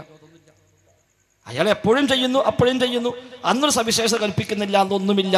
അന്ന് നബിദിന ആഘോഷം എന്ന നിലയ്ക്കോ അത് സുന്നത്തായിട്ടോ അത് ഇസ്ലാമിലുള്ള ഒരു പ്രത്യേക പുണ്യകർമ്മമായിട്ടോ ഒന്നും അയാൾ കാണുന്നില്ല, അതാരും വിരോധം പറയുന്നില്ല. അതേസമയം ഇതൊരു പ്രത്യേക ആഘോഷമായി കൊണ്ടുവരികയും അതിന് ആയത്തോതുകയും ഹദീസ് പറയുകയും അത് ചെയ്യാത്തവരൊക്കെ പുത്തൻവാദിയായി പറയുകയും ചെയ്യുമ്പോൾ അത് മതത്തിലേക്ക് കൂട്ടിക്കലർത്തലായി മാറി. എന്നാൽ നിസ്കാരത്തിൽ ഏത് സൂത്രത്തിലാക്കുവാതാം? മുആദ് റളിയല്ലാഹു അൻഹു ആണ് താങ്കൾ പറഞ്ഞ അതിലെ സംഭവം. അദ്ദേഹം സൂത്രത്തിൽ ഖലാസ് ഓതുന്ന എല്ലാ റക്അത്തിലും. അപ്പം നബിയുടെ അടുത്ത വിഷയത്തിൽ നബി ചോദിച്ച പറഞ്ഞ എന്താണ്? എനിക്ക് ആ സൂത്ത് വലിയ ഇഷ്ടമാണെന്നാണ്. നബി പറഞ്ഞു, ഹുബ്ബുക ഇയ്യാഹ അദ്ഖലകൽ ജന്ന, അതിനുള്ള സ്നേഹം നിന്നെ സ്വർഗത്തിൽ പ്രവേശിപ്പിക്കട്ടെ. ഒരാൾക്ക് ഏത് സൂത്തും ഓതാം. ഒരാൾ എല്ലാ റക്അത്തിലും സൂത്രത്തിൽ ഖലാസ് ഓതി വല്ല കുഴപ്പമുണ്ടോ? പക്ഷെ അയാൾ പറയാം എല്ലാ റക്അത്തിലും സൂത്രത്തിൽ ഖലാസ് ഓതൽ സുന്നത്തുണ്ട് പറഞ്ഞാലോ ഒപ്പ് മാറി. ഒരാൾക്ക് എപ്പോൾ വേണമെങ്കിൽ സുബ്ഹാനല്ലാഹ് ചൊല്ലാം, അൽഹംദുലില്ലാഹ് ചൊല്ലാം, അല്ലാഹു അക്ബർ ചൊല്ലാം, സ്വലാത്ത് ചൊല്ലാം, ഖുർആൻ ഓതാം. ഒരാൾ സുബ്ഹി നിസ്കരിച്ചാൽ അന്ന് പ്രത്യേകിച്ച് അവിടെ പോകാനൊന്നുമില്ല, അപ്പൊ പള്ളിയിൽ തന്നെ ഇരുന്നു ഒരു 2 മണിക്കൂർ ഇരുന്നിട്ട് അയാൾ ഒരു 3-4 ജുസ് ഖുർആൻ ഓതി, വിദേഹത്താണോ? അല്ല. പക്ഷെ അയാൾ പറയാം എല്ലാ ദിവസവും സുബ്ഹിക്ക് ശേഷം 2 മണിക്കൂർ ഖുർആൻ ഓതൽ സുന്നത്താന്ന് പറഞ്ഞാലോ ഒപ്പ് മാറി. ഒരാൾ തെങ്ങുമ കയറി ഇറങ്ങുന്നവരെ ബേജാറായിട്ട് സുബ്ഹാനല്ലാഹ് സുബ്ഹാനല്ലാഹ് ചെയ്തിട്ടാണ് കയറി ഇറങ്ങിയത്, വല്ല തെറ്റുണ്ടോ? ഇല്ല. പിന്നെ അയാൾ പറയാം തെങ്ങുമ കയറുമ്പോൾ സുബ്ഹാനല്ലാഹ് പോലെ സുന്നത്താണ് എന്ന് പറഞ്ഞാലോ അത് തെറ്റാണ്, ശരിയല്ല. അതാണ് അതിൻ്റെ അസ്ല്. ഇവിടെ അരീക്കോട് എന്ന് പറയുമ്പോൾ KC അബൂബക്കർ മൗലവി പറഞ്ഞ ഉദാഹരണമാണ് നമുക്കതിലേക്ക് ഏറ്റവും ഫിറ്റ്. അദ്ദേഹത്തോട് ചോദിച്ചു, തെങ്ങുമ്മ കയറാൻ പാടുണ്ടോ ചോദിച്ചു. നമ്മൾ തെങ്ങുമ്മ കയറാൻ കുഴപ്പമൊന്നുമില്ല. തെങ്ങുമ്മ കയറി തേങ്ങ ഇടാൻ പറ്റുമോ വെച്ചാൽ തേങ്ങയിലിടലേ മാങ്ങടാൻ പറ്റുമോ? ഇട്ട തേങ്ങ എടുത്തുണ്ടാകാൻ പറ്റുമോ? ഒരു കുഴപ്പമില്ല, എടുത്തുണ്ടാകാം. അത് അരച്ച് തിന്നാൻ പറ്റുമോ? പറ്റും. പക്ഷെ തെങ്ങ് ആരാണ്ടെന്ന് പറഞ്ഞില്ല. അപ്പൊ ആരാണ്ട് തെങ്ങാണെങ്കിലോ കയറാനും പറ്റൂല, ഇടാനും പറ്റൂല, കൊണ്ടുപോകാനും പറ്റൂല, അരക്കാനും പറ്റൂല, തിന്നാനും പറ്റൂല എന്ന് പറഞ്ഞ പോലെ മതത്തേക്ക് കൂട്ടിച്ചേർക്കുമ്പോൾ പിന്നെ ഖുർആൻ ഓതിയാലും ബിദഅത്തായി മാറും, സുബ്ഹാന ചൊല്ലിയാലും ബിദഅത്തായി മാറും, നിസ്കരിച്ചാലും ബിദഅത്തായി മാറും, നോമ്പ് വെച്ചാലും ബിദഅത്തായി മാറും, മതത്തിൽ ഇല്ലാത്തൊന്ന് കൂട്ടുമ്പോൾ. അതുകൊണ്ടാണ് ശഅബാൻ 15 നോമ്പ് ബിദഅത്താന്ന് പറഞ്ഞത്. അതുകൊണ്ടാണ് റജബ് 27 മിഅ്റാജ് നോമ്പ് ഇല്ല ബിദഅത്താന്ന് പറഞ്ഞത്. അതുകൊണ്ടാണ് തസ്ബീഹ് നിസ്കാരം സ്ഥിരപ്പെട്ട പ്രമാണങ്ങൾ ഇല്ല എന്ന് പറയുന്നത്. അതുകൊണ്ടാണ് സ്വലാത്തുൽ ഹാജ മൊയ്തീൻ ശൈഖിനെ വിളിക്കാൻ വേണ്ടി ഖുതുബ നടത്തുമ്പോൾ ഉള്ള 12 റക്അത്ത് നിസ്കാരം ചെയ്യാൻ പാടില്ല എന്ന് പറഞ്ഞത്. അതുകൊണ്ടാണ് നാരിയ സ്വലാത്ത് ഇസ്ലാമികമല്ലാതെ ശിർക്കാന്ന് പഠിപ്പിച്ചത്. അതുകൊണ്ടാണ് കമാലിയ സ്വലാത്ത് വേണ്ട ബിദഅത്താന്ന് പറഞ്ഞത്. അപ്പൊ അങ്ങനെ ഉള്ള സ്വലാത്താണെങ്കിൽ ശരി, ഇല്ലാത്ത പുതിയ മാനദണ്ഡം വെച്ചാലോ അതും ബിദഅത്തായി മാറും എന്നാണ് അതിന്റെ അടിസ്ഥാനം. അല്ലാഹു അക്ബർ. ശരി, അടുത്ത റബീഉൽ അവ്വൽ 12 ആഘോഷിച്ചിട്ടില്ലെങ്കിൽ മറ്റു സമയത്ത് പിന്നെ ആഘോഷിക്കൂലല്ലോ, അന്നെങ്കിലും ഒന്ന് ആഘോഷിച്ചുകൂടെ എന്നുള്ളതാണ് ചോദ്യം. കേട്ടില്ല. റബീഉൽ അവ്വൽ 12 മറ്റുള്ള സമയത്ത് ഏതായാലും ഓർക്കാത്ത ആളുകൾ ജസ്റ്റ് റബീഉൽ അവ്വൽ 12 ഒന്ന് ആഘോഷിച്ചുകൂടെ, ഒന്ന് സ്നേഹിച്ചുകൂടെ എന്നുള്ളത് അത് പറ്റില്ല. കാരണം സാധാരണ 5 നിസ്കരിക്കാത്ത ഒരാള് രാവിലെ 10 100 സ്കെച്ചോട്ട് പറഞ്ഞാല് ശരിയില്ലല്ലോ. വൈകുന്നേരം നിസ്കരിക്കില്ല, രാവിലെ 10 വേണ്ടില്ല 100 സ്കെച്ചോട്ടെ എന്ന് പറഞ്ഞാൽ അവിടെ കാര്യമുണ്ടോ? അപ്പൊ ജീവിതത്തിൽ എന്നും ഓർക്കുകയാണ് വേണ്ടത്. ജീവിതത്തിൽ സ്ഥിരമായിട്ട് ഓർക്കുക. രാവിലെ എണീക്കുമ്പോൾ തന്നെ എന്താണ് അൽഹംദുലില്ലാഹി അഹ്യാനാ ബഅദ മാ അമാതനാ വഇലൈഹി നുശൂർ എന്ന് പറഞ്ഞ് എണീക്കുമ്പോൾ മുതൽ നബിയെ ഓർത്തുകൊണ്ടാണ്. എന്തേ അത് ചൊല്ലിയിരിക്കുമ്പോൾ എൻ്റെ റസൂൽ അങ്ങനെയാണ് എന്നോട് പറഞ്ഞത്. ബാത്റൂമിൽ കയറുമ്പോൾ ഇടത്തേ കാല് വെച്ചാണ് കയറി, എന്താണോ അങ്ങനെ എൻ്റെ റസൂൽ അങ്ങനെ പഠിപ്പിച്ചത്. പുറത്തേക്ക് ഇറങ്ങുമ്പോൾ വലത്തേ കാല് വെച്ച് ഇറങ്ങി, എന്തേ അങ്ങനെ എൻ്റെ റസൂൽ അങ്ങനെ പഠിപ്പിച്ചത്. കുപ്പായിട്ടപ്പോൾ വലത്തേ കൈ ആദ്യം ഇട്ട്, എന്തേ എൻ്റെ നബി അങ്ങനെയാണ് പറഞ്ഞത്. മുടി ചെയ്യുകയപ്പോൾ വലത്തേ ഭാഗം ചെയ്യുക, എൻ്റെ നബി അങ്ങനെയാണ് പറഞ്ഞത്. വണ്ടി കയറുമ്പോൾ പ്രാർത്ഥിച്ചുകൊണ്ട് കയറി, പള്ളിയിൽ പോയി അവിടെ ഇറങ്ങുമ്പോൾ പ്രാർത്ഥിച്ചുകൊണ്ട് ഇറങ്ങി, പള്ളിക്ക് കയറുമ്പോൾ പ്രാർത്ഥിച്ചുകൊണ്ട് കയറി, പള്ളിയിൽ ഇറങ്ങുമ്പോൾ പ്രാർത്ഥിച്ചുകൊണ്ട് ഇറങ്ങി, ചെരുപ്പിട്ടപ്പോൾ വലത്തേ കാലിട്ടു. എന്തുകൊണ്ട്? എൻ്റെ റസൂൽ അങ്ങനെയാണ് പഠിപ്പിച്ചത്. അപ്പൊ ജീവിതത്തിൽ എല്ലാ സമയത്തും റസൂലിനെ ഓർക്കുകയാണ് വേണ്ടത്. ഓനെ സംബന്ധിച്ച പിന്നെ ആ റസൂൽ ചെയ്യാത്ത ഒന്ന് റബീഉൽ അവ്വലും പറ്റൂല, 12 പറ്റൂല, അല്ലാത്തപ്പോഴും പറ്റൂല. ഏത് സമയത്ത് റസൂലിനെ ഓർക്കുന്ന ഒരാൾക്ക് നബിദിനം ആഘോഷിക്കാൻ കഴിയൂല, ഓർക്കാത്ത ഒരാൾക്ക് ഒരു പക്ഷേ അതൊക്കെ പറ്റിക്കൂടെ കഴിയില്ല. ശരി, അസ്സലാമു അലൈക്കും. അസ്സലാമു അലൈക്കും. ഞാൻ ഇടവണ്ണപ്പാറന്നാണ് റാഷിദ് അലി എന്ന പേര്. പിന്നെ ഈ ജിന്നു വിഷയത്തിൽ ഒരു ചെറിയ സംശയം കൂടി ചോദിക്കാനാണ്. ഇപ്പം നമ്മൾ വിജനമായ സ്ഥലത്ത് നമ്മൾ ആരും കാണില്ലെങ്കിൽ അവിടെയുള്ള മനുഷ്യന്മാരായിട്ടുള്ള ആരെങ്കിലും അല്ലെങ്കിൽ ജിന്നായിട്ടുള്ള ആരെങ്കിലും ഒന്ന് സഹായിച്ചോട്ടെ എന്ന് ചോദിക്കുകയാണെങ്കിൽ അത് മനുഷ്യനാണെങ്കിൽ തെറ്റ് വരുന്നില്ല, ജിന്നാണെങ്കിൽ തെറ്റ് വരുന്നു, ഷിർക്ക് വരുന്നു എന്നാണ് നമ്മൾ മനസ്സിലാക്കുന്നത്. അതിൽ വസീല ഷിർക്കാണെന്ന് സംശയം പറയുന്നു, അല്ലെങ്കിൽ അങ്ങനെ രണ്ട് അഭിപ്രായം ഉണ്ടെന്ന് പറയുന്നു. നമ്മളിപ്പോൾ ഒരു മനുഷ്യന്റെ സ്ഥിതിയിൽ തന്നെ നമ്മൾ ഇവിടുന്ന് സഞ്ചരിച്ച് ദീർഘദൂരത്തേക്ക് പോയ ഒരാളോട് ഇവിടുന്ന് സഹായം ചോദിച്ചാൽ തെറ്റാണ്. പക്ഷെ അയാൾ അടുത്തുണ്ടെങ്കിൽ നമുക്ക് ചോദിക്കാൻ പറ്റും. എന്നാൽ ജിന്നിന്റെ പരിധി അല്ലെങ്കിൽ ജിന്ന് എവിടെ ഉണ്ടെന്ന് അറിയില്ല നമുക്ക്. പിന്നെ ഈ മനുഷ്യൻ അയാൾ നമ്മൾ കാണുന്നു അല്ലെങ്കിൽ സ്റ്റേജിന്റെ പിറകിലുണ്ടെന്ന് പറഞ്ഞാൽ അയാൾ അവിടെ ഉണ്ടാകുമെന്ന് പ്രതീക്ഷിച്ച് നമുക്ക് വിളിക്കാം. ജിന്ന് അവിടെ ഉണ്ടാവുമോ അല്ലെങ്കിൽ തൊട്ടടുത്ത പരിധിയിലുണ്ടോ എന്നുള്ളത് നമുക്ക് മനസ്സിലാവുന്നില്ല. ആ രീതിയിൽ നമ്മളങ്ങനെ അതിന്റെ ഇത് മനസ്സിലാക്കുക എന്നുള്ളത്. ഒന്ന്, അതല്ല തൗഹീദ് ശിർക്കിന്റെ മാനദണ്ഡം. ഇപ്പൊ സാധാരണ പണ്ടമോട് സുന്നി മുസ്ലിയാക്കന്മാ ചോദിച്ചിരുന്നു, നിങ്ങൾ വീഴാൻ പോകുമ്പോൾ എൻ്റെ അമ്മാന്ന് വിളിക്കണില്ലേ, ഉമ്മ അവിടെ ഉണ്ടോ, ഉമ്മ കേൾക്കുന്നുണ്ടോ, ഉമ്മ അറിയുന്നുണ്ടോ, എന്നിട്ടും നിങ്ങൾ വിളിക്കുന്നില്ലേ, അപ്പൊ ശിർക്കാവൂലേ? നമ്മളവിടെ പറഞ്ഞ മറുപടി എന്തോ ആ മറുപടിയാണ് ഇതിലുള്ളത്. ഉമ്മ അവിടെ ഇല്ല, ഉമ്മ കേൾക്കുന്നില്ല, ഉമ്മ അറിയുന്നില്ല, പറഞ്ഞു കഴിഞ്ഞിട്ട് എന്നിട്ടും എൻ്റെ ഉമ്മ എന്ന് വിളിക്കുമ്പോൾ ശിർക്ക് വരുന്നില്ല. എന്തുകൊണ്ട്? ഉമ്മയെപ്പറ്റി അയാൾക്ക് അഭൗതികമായൊരു വിശ്വാസമില്ല. ഞാൻ അയാളെ ഉമ്മ ഒരു ബീവിയാണ്, അയാളെ വിശ്വാസം തൻ്റെ ഉമ്മ എവിടുന്നും എൻ്റെ രക്ഷിക്കാൻ എത്തുന്നതാണ്. ഓൻ വീഴാൻ പോകുമ്പോൾ എൻ്റെ ഉമ്മ എന്ന് വിളിച്ചാലോ ശിർക്ക് തന്നെയാണ്. ഞാൻ ഉമ്മ അടുത്തുണ്ട് അപ്പം വിളിച്ചാലോ ശിർക്ക് തന്നെയാണ്. ഉമ്മ ഓൻ്റെ കൂടെ ഉണ്ട് അപ്പം വിളിച്ചു ഉമ്മാന്ന്, ഉമ്മ കൈ പിടിക്കുമെന്നുള്ളതല്ല ഓൻ്റെ വിശ്വാസം. അതിനപ്പുറത്ത് ഉമ്മ ബീവിയല്ലേ, ഉമ്മാണ്ട് വിചാരിച്ചാൽ എനിക്കൊന്നും പറ്റൂല എന്നാണ്. അവിടെയാണ് ശിർക്ക് തൗഹീദ് വേർതിരിയുന്നത്. എന്നതുപോലെ ഇപ്പം ഇവിടെ പറഞ്ഞല്ലോ ശബ്ദം കേൾക്കുന്നു, ശബ്ദം കേൾക്കൽ ഒരു പരിധിയാണ്. ശബ്ദം കേൾക്കുക എന്നത് പരിധിയാണ്. അതാണ് ഹാജറ ബീബി ചെയ്തത്. ഒരു ശബ്ദം കേട്ടു, അപ്പൊ ലഖദ് അസ്മഅത, നീ ശബ്ദം കേൾപ്പിച്ചിരിക്കുന്നു. അഗിസ് ഇൻ കാന ഇൻദക വബാസ്, നിന്റെ പക്കൽ വല്ല സഹായമുണ്ടെങ്കിൽ നീ സഹായിക്കുക എന്ന് പറഞ്ഞ് ശബ്ദം കേട്ടു. അതാണ് ഒരു പരിധി. എന്നാൽ ജിന്നിനോട് നമുക്ക് പറ്റൂല ഒന്നും. എന്തുകൊണ്ട്? അത് പ്രാർത്ഥിക്കുന്നില്ലെങ്കിലും അഭൗതികമായി തേടുന്നില്ലെങ്കിലും അവരുമായുള്ള ചെറിയ ബന്ധങ്ങൾ പോലും നമ്മുടെ ഈമാനെ തകർക്കും. അതുകൊണ്ട് ആ വഴി തുറക്കാനേ പാടില്ല. പിന്നെ ആളുകൾ ധാരണ എന്ന് വെച്ചാൽ ഇത് വിജനപ്രദേശം എത്തുമ്പോഴേ ദുആയൊക്കെ ഉള്ളൂ എന്നാണ്. നാട്ടിലെ അടിയിലാണെങ്കിലോ ഇതൊക്കെ ഒപ്പ് മാറും. ആൾക്ക് അങ്ങനെ കുറെ ധാരണ. വിജനപ്രദേശത്താണെങ്കിൽ ഒരാളും കാണുന്നില്ല, ആകെ ഇരുട്ട്, ആകെ ബേജാറായി, അപ്പം മാത്രമേ ദുആ വരുള്ളൂ. അല്ല, ഇഷ്ടംപോലെ ആളുകളുടെ ഇടയിൽ നന്നായി ഭക്ഷണം കഴിച്ച് ഉഷാറായി സോഫമ്മ ചാരി ഇങ്ങനെ ഇരിക്കുമ്പോൾ പഠിച്ചോനെ എന്ന് പറഞ്ഞാൽ അതും ദുആയല്ലേ. ആ തേട്ടം അടുത്തേക്കുന്ന മനുഷ്യന്മാരാണെങ്കിലോ അപ്പൊ ദുആ ശിർക്കാവും. റബ്ബിനോട് തേടുന്ന ആ തേട്ടം തൊട്ടടുത്ത് ചാരിയിരിക്കുന്ന മനുഷ്യനോട് തേടിയാലോ ശിർക്ക് തന്നെയാണ്. മുമ്പ് ശബ്ദം കേട്ട ജിന്നോട് തേടിയാലോ ശിർക്ക് തന്നെയാണ്.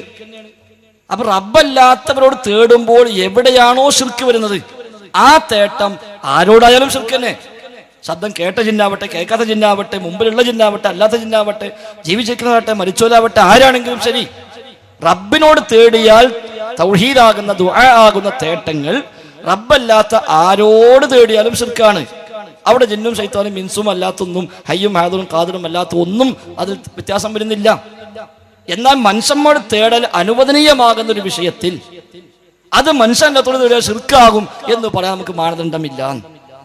മനുഷ്യനോട് തേടിയ അനുവദനീയം, ഇൻസാവുമ്പോ ശിർക്ക്, അങ്ങനത്തെ ഒന്നില്ല. ശിർക്ക് ലോകത്ത് ആരിലേക്ക് പോയാലും ഒരേപോലെ ശിർക്കാണ്. അതാണ് അതിലെ അസ്ല്.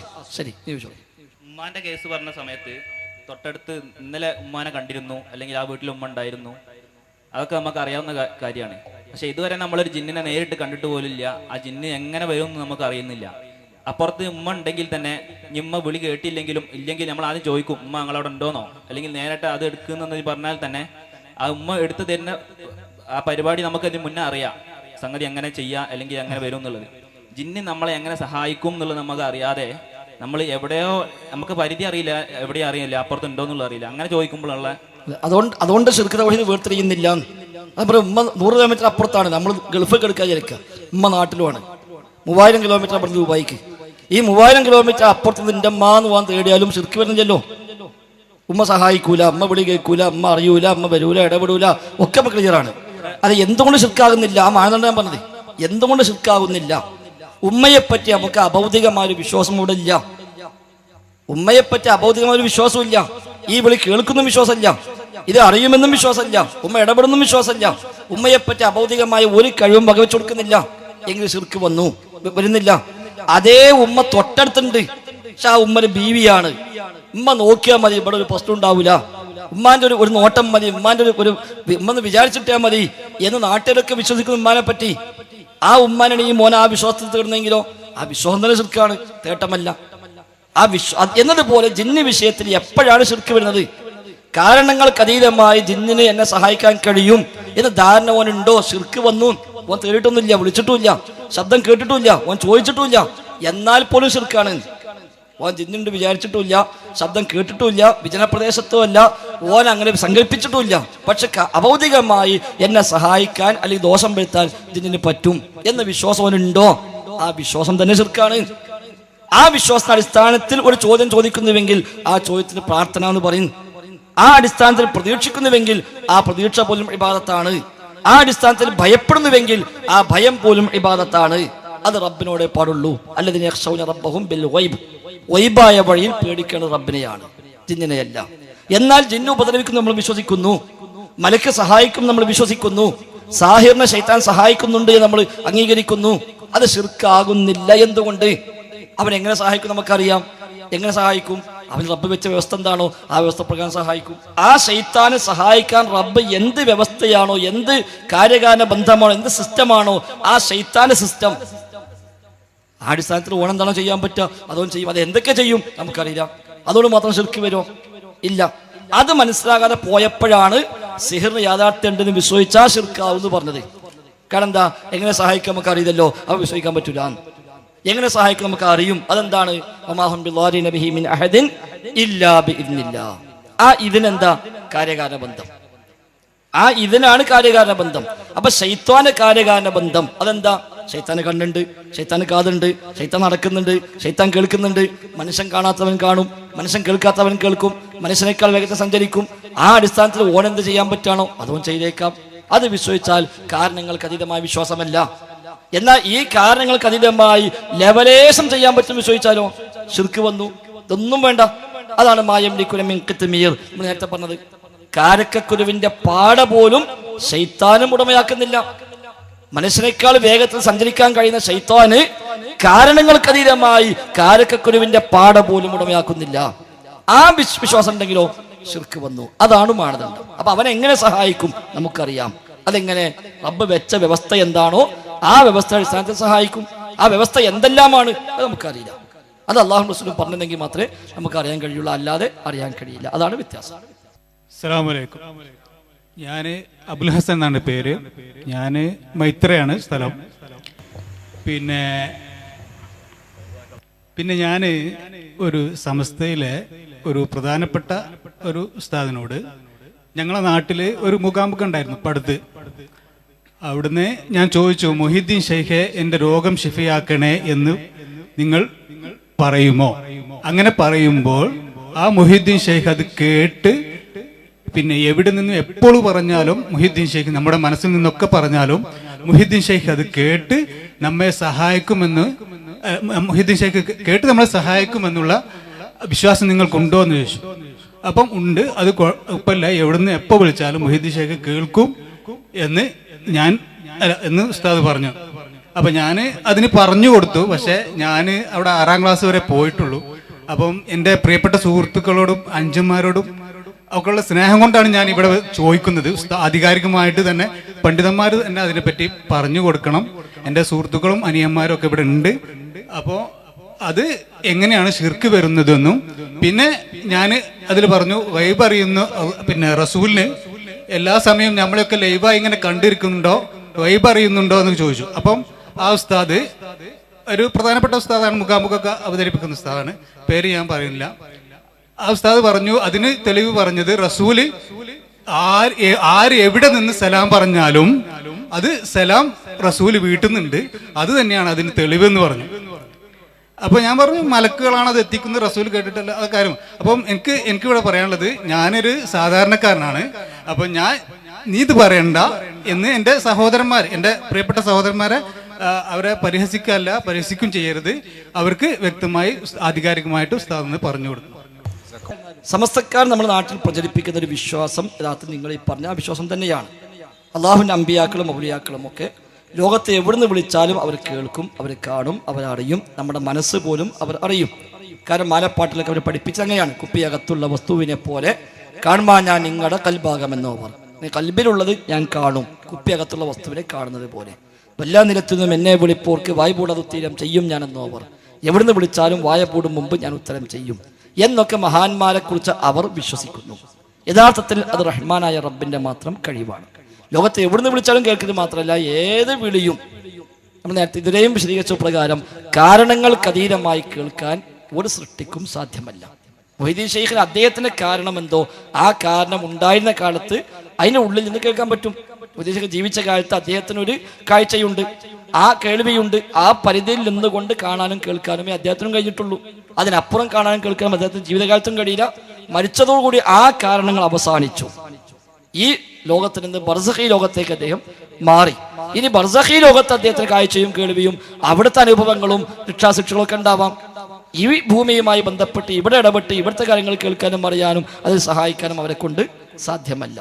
അതുകൊണ്ട് ആ വിശ്വാസം വെക്കുമ്പോൾ കാരണങ്ങൾ അവസാനിച്ചാലും കേൾക്കാൻ കഴിയും എന്ന് വിശ്വസിച്ചെങ്കിലേ മൊഹീദ്ദീൻ ശൈഖിനെ വിളിച്ചാൽ കേൾക്കുമെന്ന് പറയാൻ പറ്റുള്ളൂ.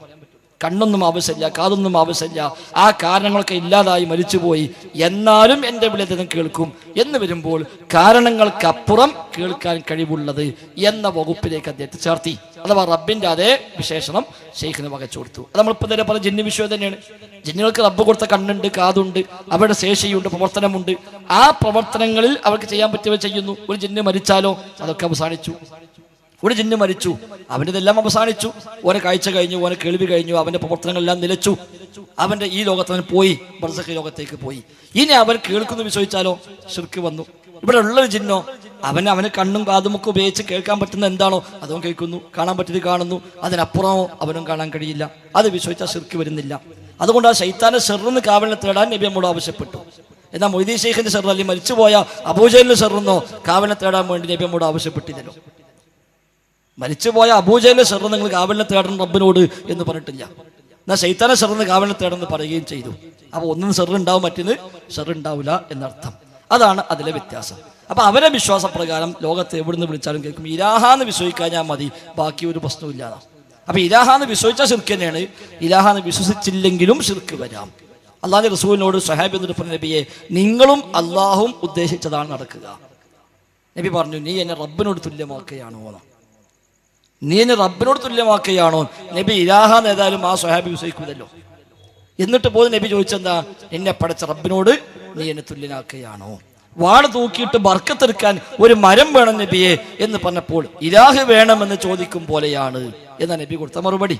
ഒരു ബർക്കത്തിന് വേണ്ടി വാളും തൂക്കിയിട്ടിട്ട് ആ വാളേറ്റ് പോയാൽ ഒരു പ്രത്യേക ഒരു കഴിവുണ്ടാകും, ഒരു വിജയം കിട്ടും എന്ന നിലയ്ക്ക് ഒരു മരം നബി നിങ്ങൾ നിശ്ചയിച്ചു തരണം എന്ന് പറഞ്ഞപ്പോഴേക്കും നബി പറഞ്ഞെന്താ, ഒരു ഇലാഹ് വേണമെന്ന് പറയും പോലെയാണ്. അപ്പൊ അതുകൊണ്ട് തന്നെ അവിടെ അള്ളാഹുവിന്റെ വിശേഷണങ്ങൾ, അവന്റെ പ്രവർത്തനങ്ങളൊക്കെ ഇവിടെ സൃഷ്ടികൾക്ക് വകവെച്ച് കൊടുക്കൽ അവിടെ വരുന്നു. അത് ജിന്നിനുമില്ല, മലക്കിനുമില്ല, മനുഷ്യനുമില്ല, ഒന്നുമില്ല. എന്നാൽ അതിൽ മലക്ക്, ജിന്ന് ഇതൊക്കെ നമ്മുടെ പഞ്ചേന്ദ്രത്തിൽ പെടാത്തതാണ്. ആ ഒരു അർത്ഥത്തിൽ അവരുടെ ലോകം വൈബിയായ ലോകമാണ് എന്ന് പറയാം. അഥവാ ആപേക്ഷികമായി പഞ്ചേന്ദ്രങ്ങൾക്കപ്പുറത്ത് അത് പ്രമാണങ്ങൾ പോലെ പറ്റി എന്ത് പറഞ്ഞോ അത് നമുക്ക് അറിയാൻ നിർവാഹമുള്ളൂ. പരീക്ഷിച്ചും ഗവേഷണം ചെയ്തും കിട്ടുന്ന ഒന്നല്ല അത് എന്ന അർത്ഥത്തിലാണ് ആ പറഞ്ഞത്. എന്നാൽ ലോകം എന്ന് പറയുമ്പോൾ ചില ആൾക്ക് ഇപ്പോൾ ആലമുൽ ഗൈബ്, ആലമുൽ ഷഹാദ, അത് തിരിയാത്ത ചില പ്രശ്നങ്ങൾ ചിലക്കുണ്ട്. നമുക്ക് ഇപ്പൊ തോന്നുന്നു ആലമ് എന്ന് പറഞ്ഞാൽ തന്നെ റബ്ബല്ലാത്തതാണ്. ആലം എന്ന് പറഞ്ഞാൽ തന്നെ മാ സിവൽ ബാരി സുബ്ഹാന, അള്ളാഹു അല്ലാത്തതിന് ആലമ് എന്ന് പറയാം. അപ്പൊ ആലമുൽ ഗൈബായാലും ആലമുൽ ഷഹാദ ആയാലും അതൊക്കെ ആലമാണ്. അള്ളാഹു തആല അതിനപ്പുറത്ത് മാ സിവൽ ബാരി, ബാരി അല്ലാത്തത്, റബ്ബല്ലാത്തതൊക്കെ ആലം. അപ്പൊ ആലമിലെ സിസ്റ്റമാണെന്ത് റബ്ബ് വെച്ച ഈ സബബും മുസബ്ബബാത്ത്. അള്ളാഹിനെ സംബന്ധിച്ചോ ഈ കാരണങ്ങളൊന്നും ആവശ്യമില്ല.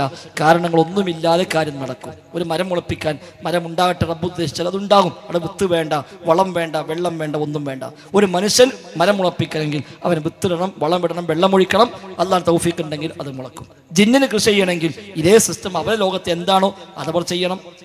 മനുഷ്യന്മാരും മറ്റു പക്ഷികളും മൃഗങ്ങളും ജിന്നുകളും മലക്കളും എല്ലാം അവർക്ക് നിശ്ചയിച്ച വ്യവസ്ഥയുടെ അടിസ്ഥാനത്തിൽ പ്രവർത്തിക്കുന്നു. മരിച്ചു പോയതോടുകൂടി ഈ ലോകത്തുള്ള കാരണങ്ങൾ അവസാനിച്ചു.